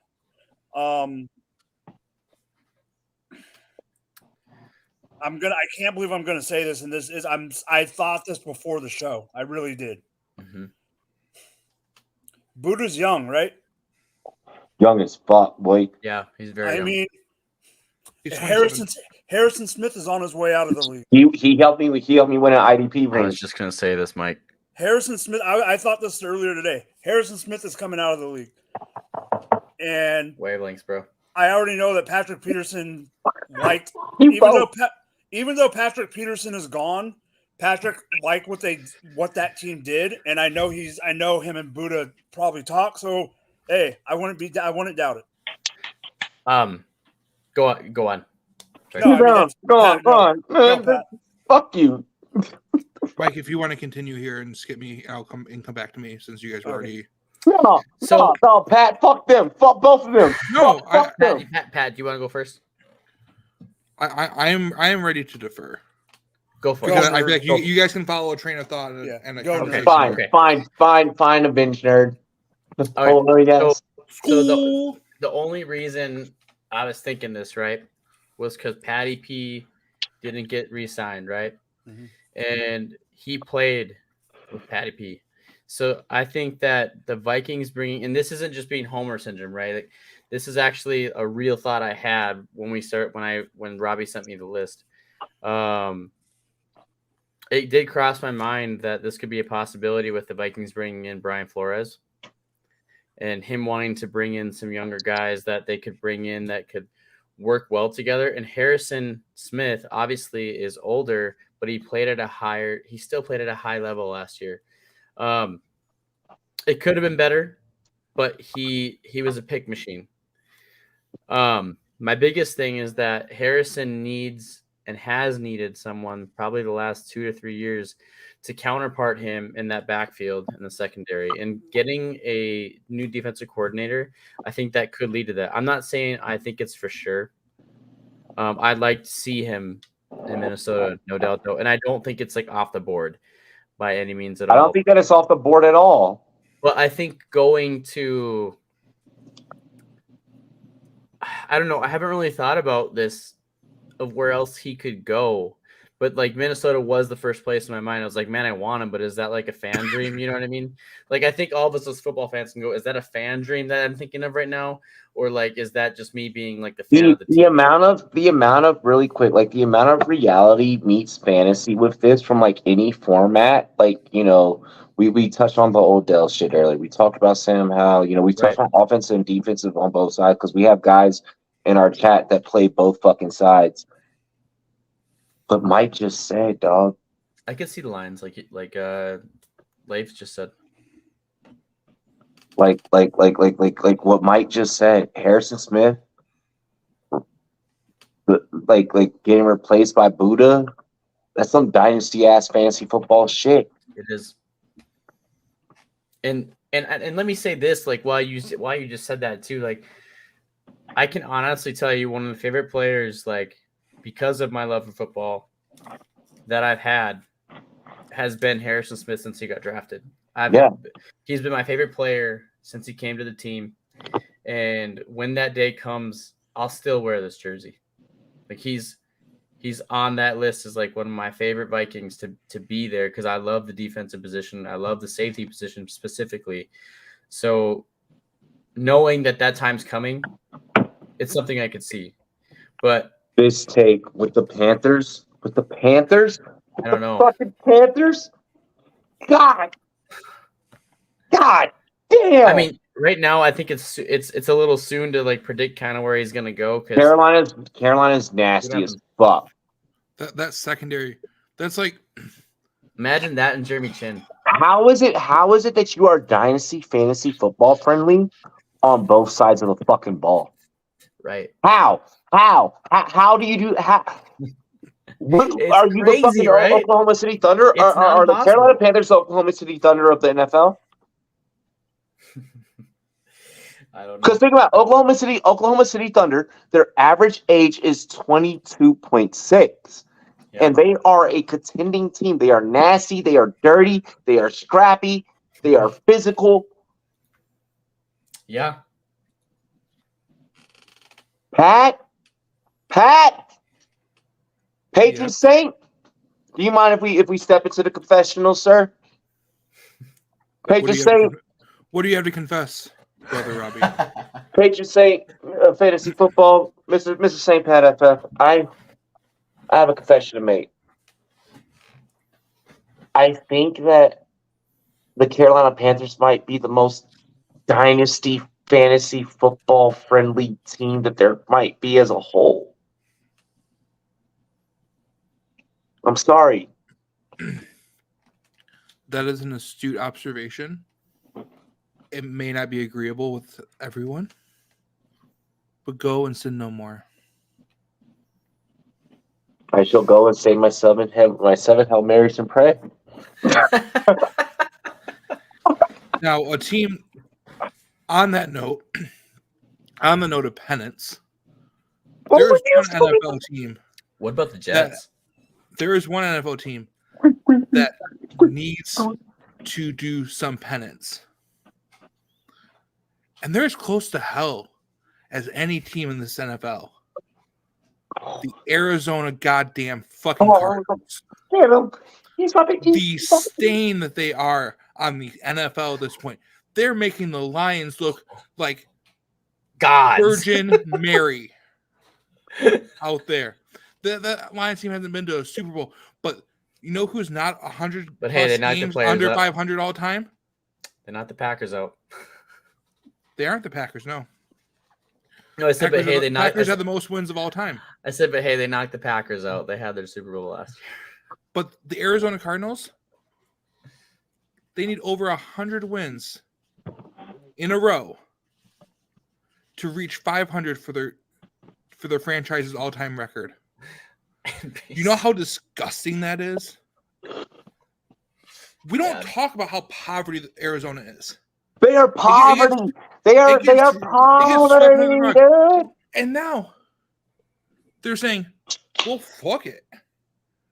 Well, fuck it. You know, we're talking anyone about that Baker, wants out. so, like the thing with Buda Baker, like you gotta feel bad. Like if you watch Hard Knocks, like you see the emotion he's having in Hard Knocks when he's like, we gotta stop losing, you know. God. That dude deserves the world. Hey, Pat. But how often is it could it possibly be that based on how bad the Arizona Cardinals is, it makes Buda Baker look that much better? Right there. Yo, could he be a big fish in a tiny ass little pond that struggles when he's out of that and is working alongside others? Or he takes that opportunity, takes the load off of himself, and is able to go from a star to an absolute superstar in the league in a team that's built to play amazing defense. Mm-hmm. Pat, really quick. We got to take it back to old school Rumboyz, like when this show first was on air. We're gonna play. You mean when I'd stutter through a take and had to like write out my shit? No, I'm bringing back. I don't have my promos on my wristband. I'm bringing back The Rock. I don't have my promos on my wristband. I'm bringing back an old segment that we used to do, and I'm gonna ask you guys a question. Okay. Take a sip. If the Arizona Cardinals are the reason why the rum is always gone. Yes or no? No. Because the Tennessee Titans. Because as I got into sports betting, one of the first things that the Arizona Cardinals is they made me some money. They made me a lot of money. They made me money as the last remaining undefeated team 2 years ago. Yeah. It was them and the Rams, and I was able to I got them on it at like plus 800 or something. And we had just started following each other at that point too. That was first. That was when I was first on the show. We followed each other for years before that. Yeah. I was first on the show then. Yeah. But, oh yeah. That's when I knew that you were betting. That's when I knew that you were betting. Is what it was. That's when you. Oh, that's when I was dumb as fuck as a better. I didn't know shit. We have to say that for another podcast. Me and you are going to do a Now I'm one-on-one. going into work and I go, what are the odds? Give me the over-under on how many times I'm going to get sworn at by a parent today. Setting it at 3.5. I'll tell you a story when we get off the air. Oh, I was getting yelled at in Spanish today. And then have a translator have to translate it to me and tell me to fuck off. I was fully expecting that. Punto Miguera!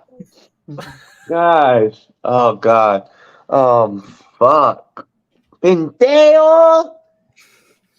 Am I allowed to curse in Spanish on YouTube? Like, I don't even know if I'm yeah, I think I can. I think it's allowed. Yeah, we're good. We're good. Let's just check in on the chat really quick, man. Yo, Pat has been killing it all night. I'm sure we'll get Mike back at some point. He's probably dealing with some internet issue. The Carolina Panthers are a Gen Z head ass team. Look, Gen Z head ass teams. I'll give you a bucket right now. Arizona Coyotes, fucking Carolina Panthers, and the Oklahoma Thunder. I'm gonna just give you 3 Gen Z straight up teams like I can think of off the top of my head. Jonathan Gannon, NPC looking head ass coach. Yeah, he is. He's straight up head ass like NPC.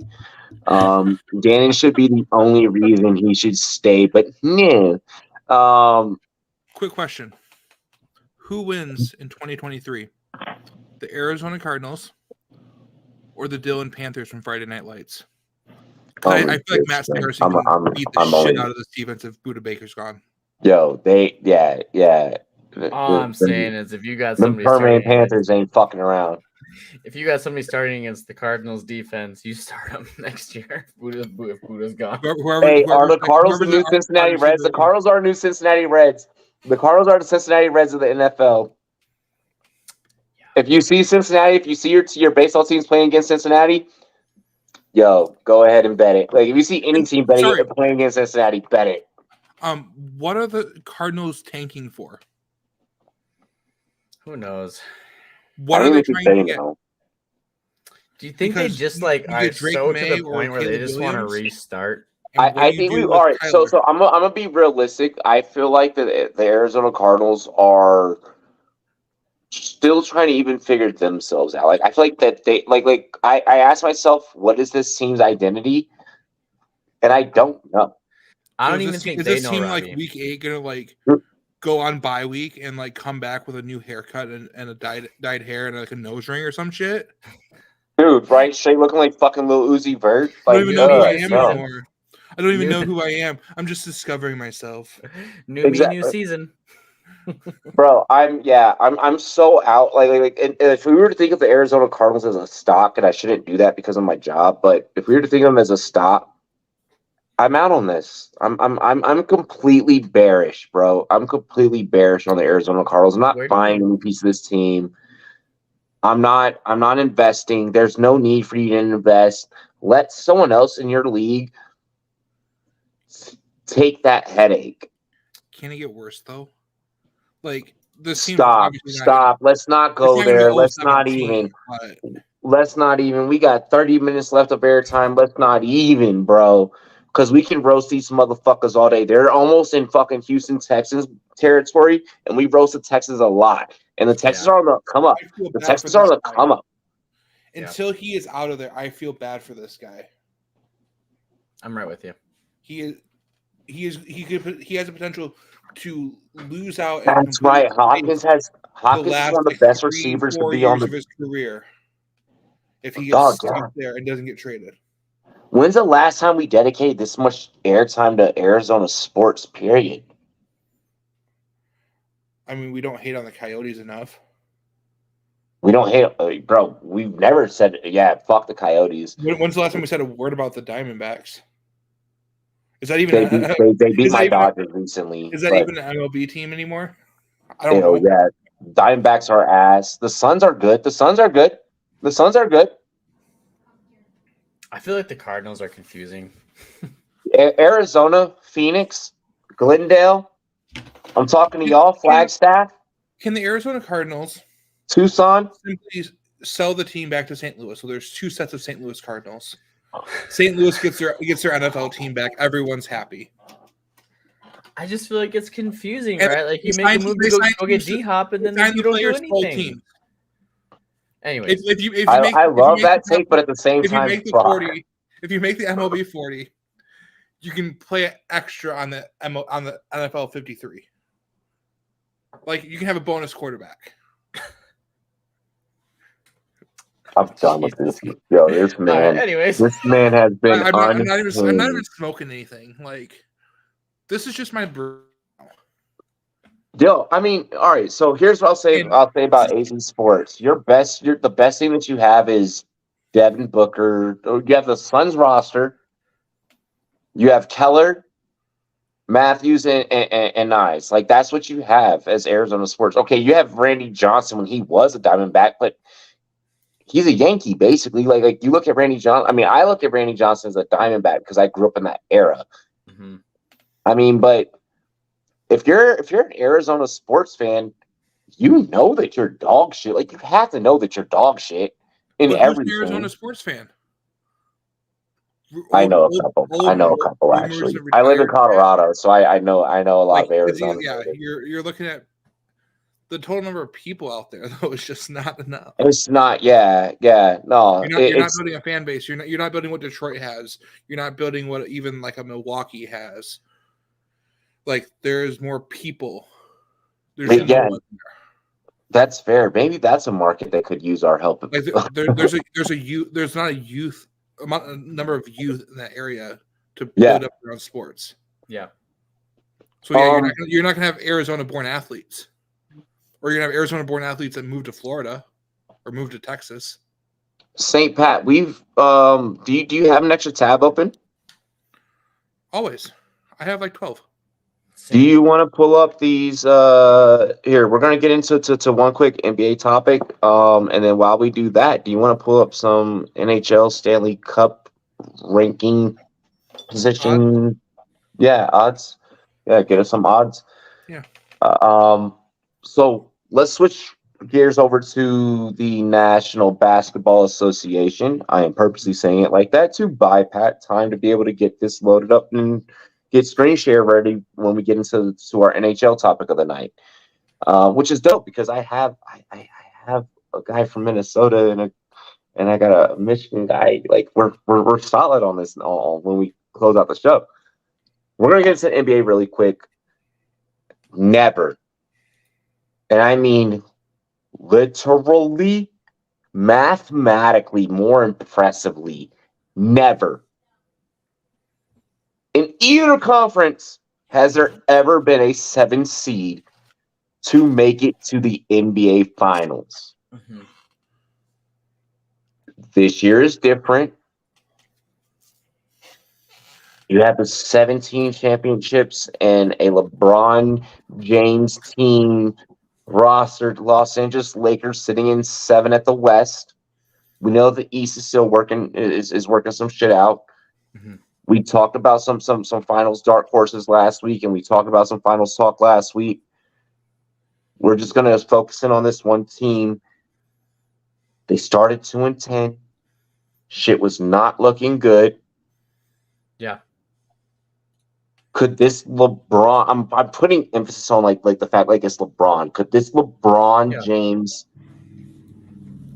Lakers led team be the first ever 7 seed to make it into a NBA final? Just to make it the fuck in. Mm-hmm. Mm-hmm. An 8 seed has made it before, and it's the lowest seed that has ever made it in. They did not win.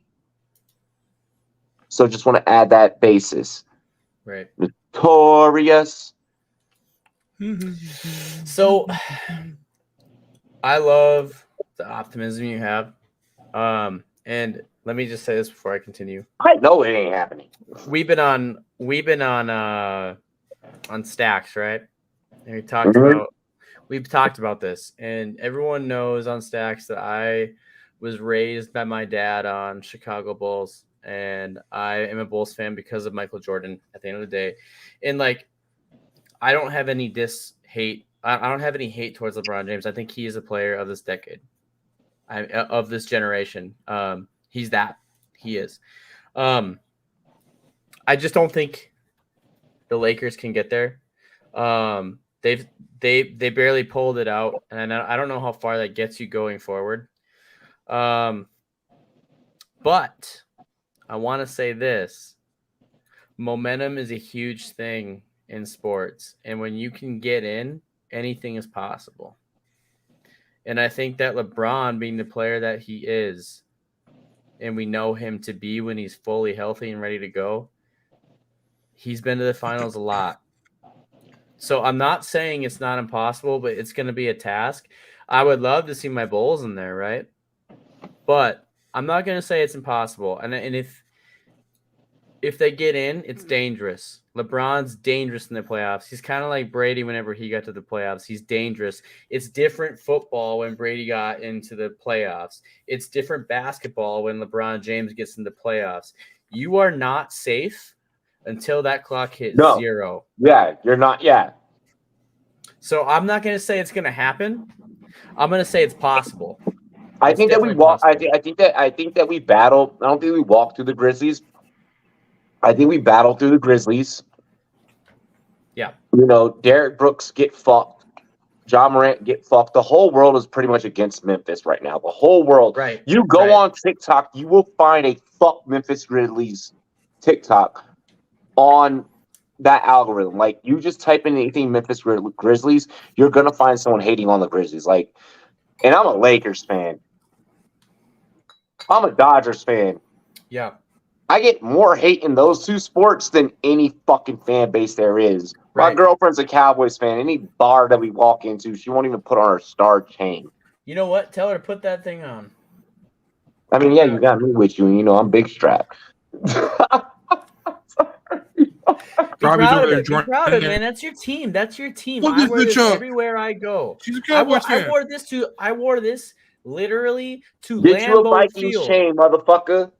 I wore this to Lambeau Field, and I wore a cheese grater hat, and they got their asses kicked. Bro, And you'd be proud of your team, but you know what? At the end of the day, I had a blast at Lambeau Field.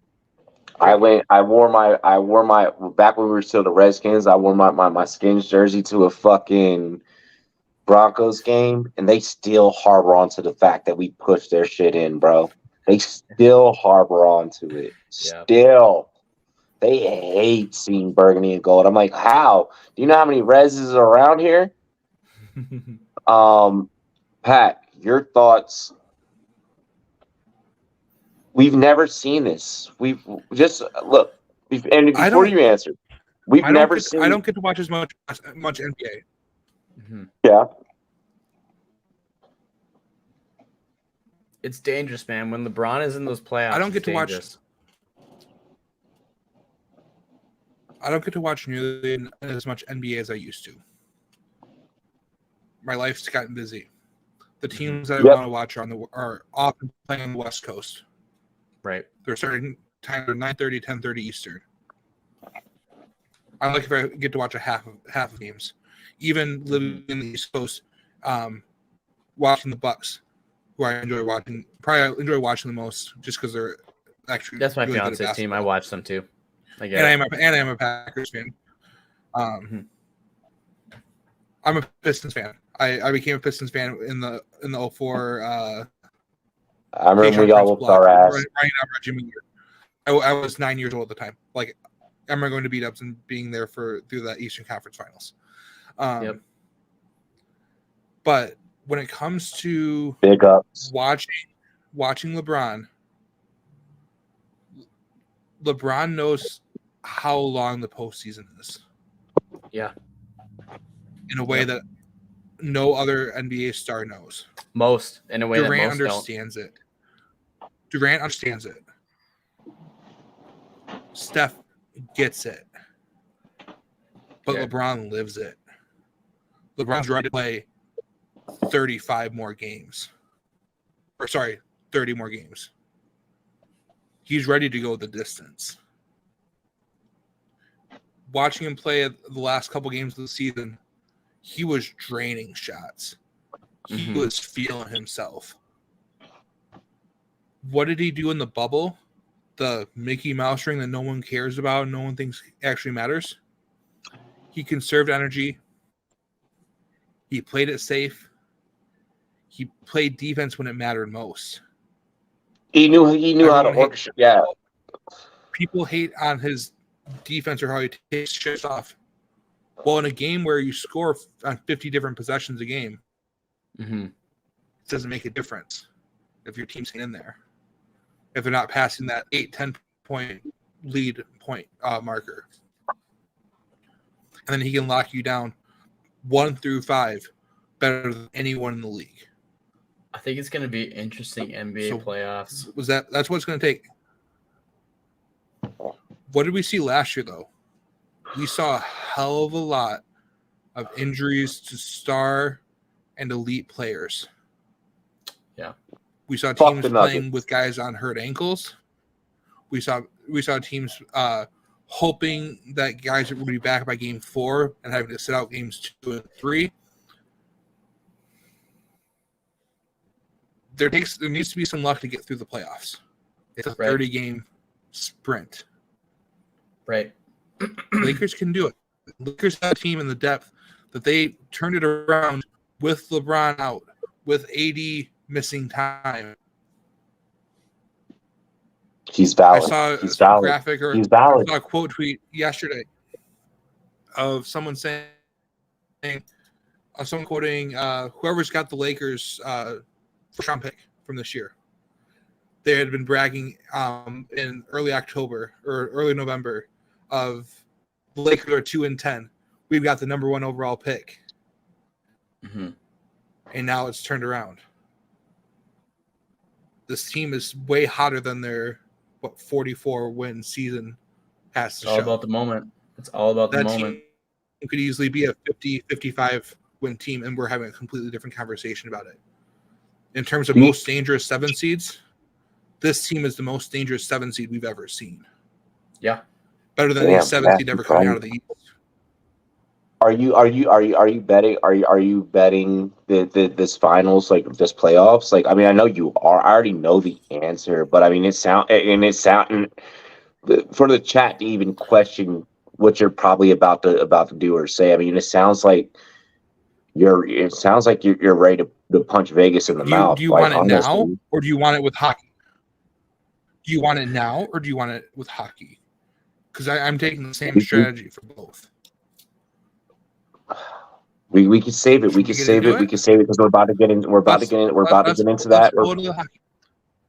Yep. Yeah, we're gonna get into the hockey really quick. I'm gonna just wrap up this take. Pat's right. Yeah. I've been working. Not just being a fan, but I've been working in this industry for a long time, and you have to really really get to the nitty gritty, and you have to think outside the fucking box. And you want to even talk from a betting standpoint. I mean, these motherfuckers are the most dangerous 7 seed that we've seen in a really fucking long time. So it's hunger. Yeah. I hope that you guys are going to be paying attention to Rumboyz Sportsbook Live. I'm working on bringing that back, but I'm also in the transition of moving out of this place into a new place. Right on. Yeah. So I mean, yeah, give me some time to get that back online Wednesday nights, but we're definitely going to be reopening up the sports book and getting y'all rocking for real. Pat, share that screen. Let's get it. We're going to get in right now. We do not talk a whole hell of a lot of puck on this show, but we are definitely DJs at the end of the day. We love sports betting. We love looking at odds. We love betting this shit. The NHL wins us a lot of money. NHL, MLB, big, huge money makers on this YouTube channel. Make sure that you guys like, comment, and subscribe here on the Rumboyz Fantasy Network. Catch us every Friday night on Rumboyz After Dark, 9 p.m. Eastern, 6 p.m. Pacific. We're going to get into some Stanley Cup playoffs odds. We're going to get into some predictions. what do you feel will be the most entertaining matchup? Who do you want in the Stanley Cup playoffs? What two teams? Who do you think raises the trophy at the end of the day? Pat, I'm waiting on that. There we go. I got it right here. Why didn't it give me a fucking notification, StreamYard? So when it comes to futures betting, I really don't like taking futures bets, especially for like the overall champion, because as we're sitting right now, the regular season's over. We know we know how the bracket stands, and we can take what does it take to become a champion. Well, winning your quarterfinals, your semifinals, your conference finals, and then winning the final round. That right there is a 4-leg parlay. Can you zoom in? And your odds aren't looking. Let me see what I can do. No worries. Actually, no, I think I got it. I'm good. You can just move your mouse around wherever you're about to talk. Yeah. So I'm gonna put this bet slip. Ignore the teams that I'm saying for the sake of this, the point that I'm making, the betting point. So say you have your team that you want. Say you think Boston Bruins, who had the greatest NHL regular season of all time, is going to be your champion. So you take their first one, minus 320. All right, that's a 1 versus 8 matchup. Pretty chalk. It should be, except for it's not in the NHL. 1 versus 8 is not chalk in the NHL. Anything can fucking happen. Then you go into this conference semifinal, so you're looking like instead of a minus 320, you're looking at a minus 190. And then say they want to go into conference finals, and it's looking like a good matchup. You got two teams that have both won 8 games already, and you're looking at maybe minus 150 because Boston's a pretty good team. That right there is sitting at plus 233. And now, so I don't have to change what window I'm on. I looked at what their Eastern Conference, the odds that they'll win the Eastern Conference is. It's plus 200. That parlay by itself is 233. I'd rather have that. I'd rather play that. I'd rather play one round at a time. Now, their odds to win the whole thing is like plus 350. Add another minus 120 because they're going to be facing the best from the West, who's won 12 games at that point. And suddenly their odds are plus 500, which should be a much more even matchup. Which one would you rather have? This buildup of odds? Or the sportsbook saying, hey, we'll give you plus 350 that the Celtics, not the Celtics, the Bruins will win the Stanley Cup. I'd much rather build this. I'd much rather even play singles on this and take my winnings. Yeah, I was about to say I would play the singles. Yeah, I would play the singles, and I'd probably go like or even $20 a year. Bruins and 6. Give me Bruins and 6 or less. Take 7 games because I'm sure you're going to get a little bit of increased odds here. Ouch. Because I don't think they're taking that. But that's just an example of how are you playing these futures. Now, at the same time, I really like 8-7 seeds in hockey. And that could be bitterness from growing up, having been a fan of the Detroit Red Wings for many decades. I watched one of the best top 5 teams of all time in terms of regular season get, I think, swept by the Anaheim Ducks.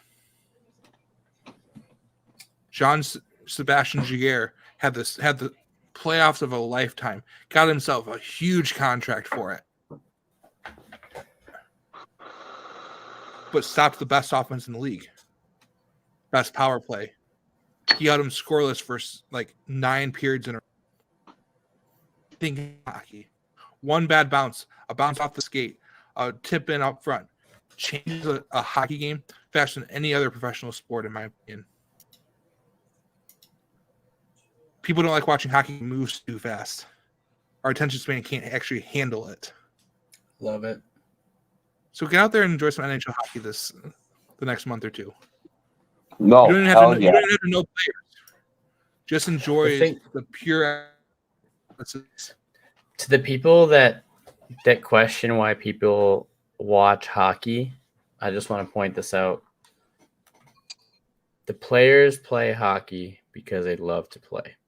Mm-hmm. It like you see star players missing teeth that aren't repaired. Like that's like battle scars to them that they keep forever. They love to play hockey. That's the difference of hockey to any other sport. And I'm from North Dakota. I'm not from Minnesota. Sorry to correct you, Robbie. I know we've had that a couple times, but like we're a hockey state too. We have great programs. Yeah, y'all are definitely a hockey state. Yeah, it's UND hockey has produced some great products into the NHL as well. And hockey's different. It's different than other sports. They just love to play hockey. I don't know how to put it any other way. It's different than any other sport. They like the money, but they love to play hockey. I'll put it that way. I'll leave it at that. Here's what I'm gonna say. I'm gonna piss off my Colorado following. Something's telling me Avs all the way is a no. Oh, you just switched screens. I'm gonna head to the big screen really quick and take a look here. St. Pat dropping some full Stanley Cup odds. So Avs plus 650. That's solid money. That's solid money for real, for real. Depending on how you sway that. The way that Minnesota team plays defense scares the fuck out of me. Right. They Like that Wild team is not to be fucked with, and they're not to be doubted. You remind me of. I talked about that Ducks team. This Wild team does that same shit. Exactly. I'm really liking Wild versus Dallas. Like I'm gonna keep it trill. Yeah. I'm really like Dallas just scores so many points, but then the Wild they fucking play such good defense. I see offsetting styles and it coming down to a battle of offsetting styles.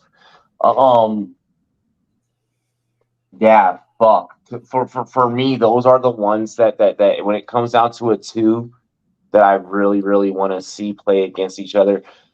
That Lightning team, don't get me wrong, isn't bad and they're on a streak and everything is working for them right at the right times. That Lightning team could take out the Bruins. That Lightning team could take out the Bruins. What I didn't want to do was beat chalk and take the Bruins. No, if you're looking to bet and make money, the Bruins is not where the money is at. Yeah, no, the Bruins is not where the money is at. But also, I feel like if I tell you to play the Bruins, like awesome, like let's say like I would hypothetically say that, which I'm not. Coming into this, I almost did want to go with the chalk move, but honestly, I don't see. You know how everyone says Vegas has now stepped in. Vegas is stepping in. I don't see them. I see them going deep. Mm-hmm. I don't see them getting to where it's the final two. So when we talk about a final two, like if we're gonna go like you know, who could really duke it out? I feel like you're looking at, like I said, Minnesota, Dallas. Bruins could be right there. Avs could be right there. I feel like chalk will rear its ugly head. I don't think chalk will go deep. Yeah. I feel like that this year is too unpredictable. Hockey's always unpredictable. I feel like this year gives me very much Washington Capitals vibes when Ovi got his cup. And I get Ovi's the greatest hockey player of our current generation that we've gotten to witness. You know, we weren't there for the Gretzky's. Mm-hmm. You know, but This is giving me some very similar Caps vibes. This year's giving me very similar Caps vibes, bro. Yeah. Sauce Rangers in after Kane. That is true. That is Tarasenko. I hate pronouncing hockey last names. Oilers You're coming doing out good. the You're doing West. great. You're doing great. Oilers are interesting because here's the thing. They win you regular season money. They don't win you deep money. So I'm not hating your take, Lise, because you know hockey more than probably anyone here. This panel is very inclined to possibly dive too deep into stats and trends and sway that way, which is why I'm also swaying with the wild ass matchup of Dallas, Minnesota. Lightning and getting past Toronto, I would love that. If Toronto could raw dog the fuck out of Tampa Bay, I would love that. I don't want to see a Tampa Bay Stanley Cup. I will gladly say that on air. I don't want to see a Lightning Stanley Cup. Let me drop two important stats to remember as we look at playoff hockey. First goal matters more than home ice. Yes. Roughly Yes, 69% of teams that score the first goal end up winning the game in the NHL playoffs. Yep. The next point that I want to say is if you are a spread better, last year we saw a big increase in 2 or more goal games. Yeah. Teams managing to cover the 1.5. It's much higher than it used to be. Look to see that trend continue, especially in the first round when you have these teams that are there's some gap in talent. I love that. No, that's beautiful. No, like.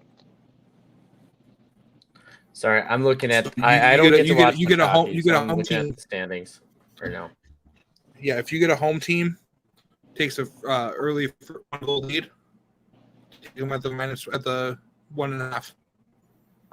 If it's offered to you, see what the book's offering. I like the combination of the Hughes brothers in New Jersey. I don't think that Jersey I felt like kind of started letting the foot off. Like Jersey beginning of the season was hot. But I feel like a lot of those beginning of the season games is why they're here.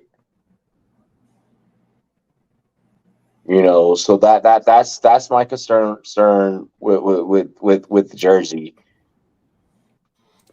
Carolina can score. Carolina can put can put pucks in the back of the net. They can get outscored very quick, and if they're a team that can get discouraged. They're a team that can get discouraged. They're streaky as fuck. That's why I didn't select Carolina. That's what worries me about Edmonton. I feel like I feel like the Panthers are really, really dangerous too. Like, bro. So wait, let me take a look at this. Let's again. Give me 1 second. Yo, let me see something here. So Seattle, even being here is a mind boggler.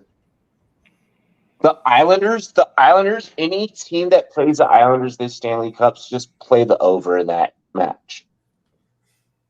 You're just better taking the if your hope is that the Islanders are gonna make it, play that shit game by game.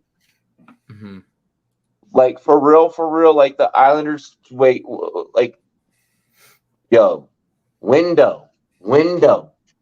When is Staten Island gonna be a team in fucking New York? Like, stop it, bro. If you're gonna take the New York ride, take the Rangers. But like for real, I don't think that that's gonna happen. I think that the Minnesota's so just defensively sound. You can't score against them. Minnesota can score 2 against you and put the game away. Minnesota will 2-1 you and be fine. Minnesota will 4-1 you and be fine. Minnesota will play the under and be like, we're chill. It wasn't until recently that teams started really getting goals on them, and even still, it's streaky as fuck. If Yeah. that defense really holds up and plays a part, the Wild are going to push their way all the way through. I'd like But to see it. I'd love to see it. If they gotta go heads up against Dallas, Mhm. Dallas is playing like on some like I don't give a. You can tell I've been watching a lot of hockey recently. I may not know player by player, but I can tell how a team is functioning. Dallas is on some. We're gonna check you to the fucking boards and we'll play you hard. Like we'll just keep putting fucking pucks in the back of the net. And yeah, we'll put up 7. We'll put up 7. We'll put up 6. We'll definitely surpass that 6. If you see a total, if you see this Stanley Cup playoffs, I feel like a lot of unders are gonna hit. If you see it over under 6.5, 6.5 under, I'm probably gonna run that shit. I think this is gonna be a very defensive, like as a whole. I think it's gonna be a very defensive Stanley Cup.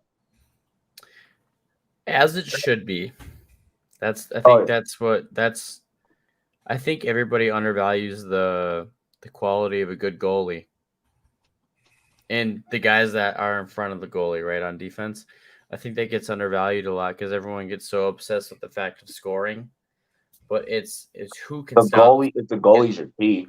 It's who can stop the scoring. So we have an NAHL team where like some of the guys have gone on to play pro hockey. One of which is for the LA Kings, for the Minotauros here. And we go to the games about every other weekend when they're playing. Just this last weekend, like it kind of like brought some clarity to me about how important a goalie is and like how the strategy of who you're going to play on what night occurs. And it's crazy because they played the alternative goalie on the Friday night game and they won. And then they played their main goalie on their Saturday night game, and he didn't let a single shot in. We were sitting right next to the goalie, and he caught. If I'm playing against Tampa and Vasilevsky's in the net, dangerous. No, if Vasilevsky's in the net, I could probably with a lot of these teams, they're probably hoping that it's going to be Vasilevsky because you catch him on a bad night, right? You catch him on a good night, you're fucked. You catch him on a bad night, right? Because they get that one. If they get that first goal in, right, there could be 2, 3, 4, 5 coming in. If like once the confidence is killed, you know what I mean? Yep. The Leafs are gonna be. Well, let's see. They're not even up. They're not even up here. I think we got Edmonton. We got Edmonton is the only Canadian team. No, we got the Leafs. The Leafs got good odds. Yeah. The Panthers, I think, and no one on this panel took Toronto. I think the Panthers are to not be slept on either. The Florida Panthers. Are you building what are you building here? I was just clicking on the Canadian teams and seeing what happens if you go all Canadian. No, well, DraftKings would love for me to submit something for the Stanley Cup Finals and have 3 different options for that same Stanley Cup Finals. I was just saying. I was like, you're just looking. I may be a little buzzed, but I'm not dumb. I'm not just giving DraftKings money. No DraftKings gives me money. If the Leafs got a cup, that'd be insane. Yeah. Siriarri scoring on Vasilevsky. That's what I'm saying. Vasilevsky is just. It's a streaky one if he's in the back of the net, and I think that's gonna be what sends Tampa home. It's whenever he's in net. That's why I'm saying, I'm going Wild. I'm going Dallas. That's my closing argument. I like that. I actually agree. I agree with it. They're just both playing great style of hockey right now. Robbie, I didn't think I'd agree with that, but like you kind of breaking that down, like it makes me agree with it. I 100% agree with it because Bro, I'm running to the sports book tomorrow morning when I wake up, and I'm placing that. I agree with you. Like, I think that the Wild being able to finally get there, because how many times have they been so close, and then to finally get to the end? I feel like this city needs it. Like, even if they're just getting there, you know what I mean? I mean, there's that, but I mean, like I said, they're playing a Their nasty defense is style hockey. crazy. Their defense is crazy. They're playing a they'll hold a whole game to the under and still outscore the opposing team. That's And all that matters. when you can do some shit like that, you're dangerous. You're dangerous. That style traditionally does not get you to finals, but motherfucker, I've seen wilder shit in sports. Right. That wasn't, no pun was intended. No, I know. It was good though. It was good though. Fellas, any closing arguments on anything that you want to say? You can shout out your channel. You can drop one final random sports take. Use this time to say whatever you want. Go for it, Pat. You can say anything I want. Do I have anything you want? Do I have it? Robbie, do I have it? You got the man. Go ahead.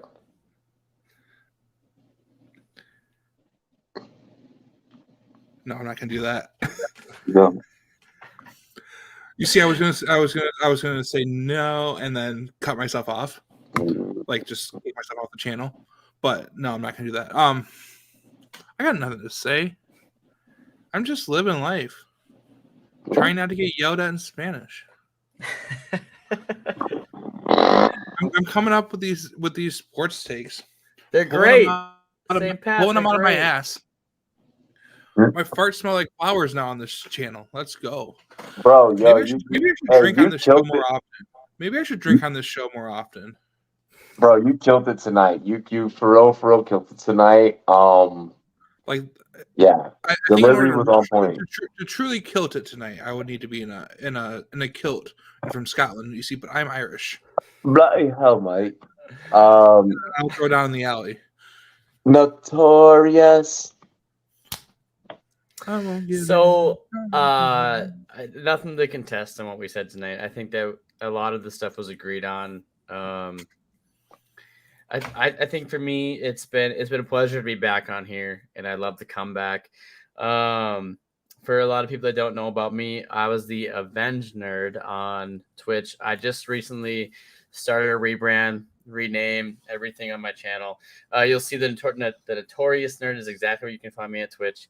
I am in talks with John about just changing the show up on Nerd Sports Zone and just figuring out like a new format to like what we want it to be instead of what it used to be, I guess, if that makes sense. So we're going to be trying to come back. We're going to be having guests like Robbie on. Now that I've been on a show with St. Pat, I want to have you on there too, brother. Like, it's been really fun with you guys and with Mike as well. Overall, it's been a good comeback. Robbie knows I took a lot of time off for some personal reasons I was going through in life, and life is really great. And now getting married and shit. If I'm not live, it's because I'm super busy with life between my job that I got and then working on planning a wedding right now, and then taking the time I have to do this. So super busy. So I'm not married yet. I wear this ring because she wears one too. It has a Millennium Falcon. That's how you should be. It has a Millennium Falcon, and get this, guys. It has a Millennium Falcon, and it has a set of X-wing fighters on it. And she quoted Star Wars inside the ring. I don't know if you can see it or not. It's right there. It's the best thing ever. Bro, that is nerd. Literally before this, I love that. She's so great. Like, she literally. I can almost guarantee my girl like is gonna like, cause she's either A, watching this show right now, B, gonna be watching it on my way over to her crib, and I guarantee she's like, I'm getting Slytherin carved into this motherfucker's ring. Let's go. Like, bro, like, that's why I like that. You know, you're like, hey, ladies, know your man. But no, it's good to be back. It's so good. It's so great to be back, and it's only up from here. So you guys can catch me on Twitch, and then I'll be posting some TikTok clips and stuff like that about like gameplay. If you are interested in Sea of Thieves, that is my main game that I play. We pull a lot of sneaky shit on people, so come on and enjoy that. But otherwise, we do have a sports podcast as well, so we'd love to have you there. Hell yeah, man! With the gaming, with the sports, with the nerd talk and everything. Make sure y'all check them out. Yeah. Hey, yo, it's your boy Rumboyz Robbie. I'm excited to enjoy the weekend. We're excited to be able to bring you guys a nice podcast, nice live stream, and kick off your weekend. Subscribe to the channel. I'm about to head out. We're about to head out. We want you guys to live your life with no doubt. All love, peace, love, and happiness. Love and happiness.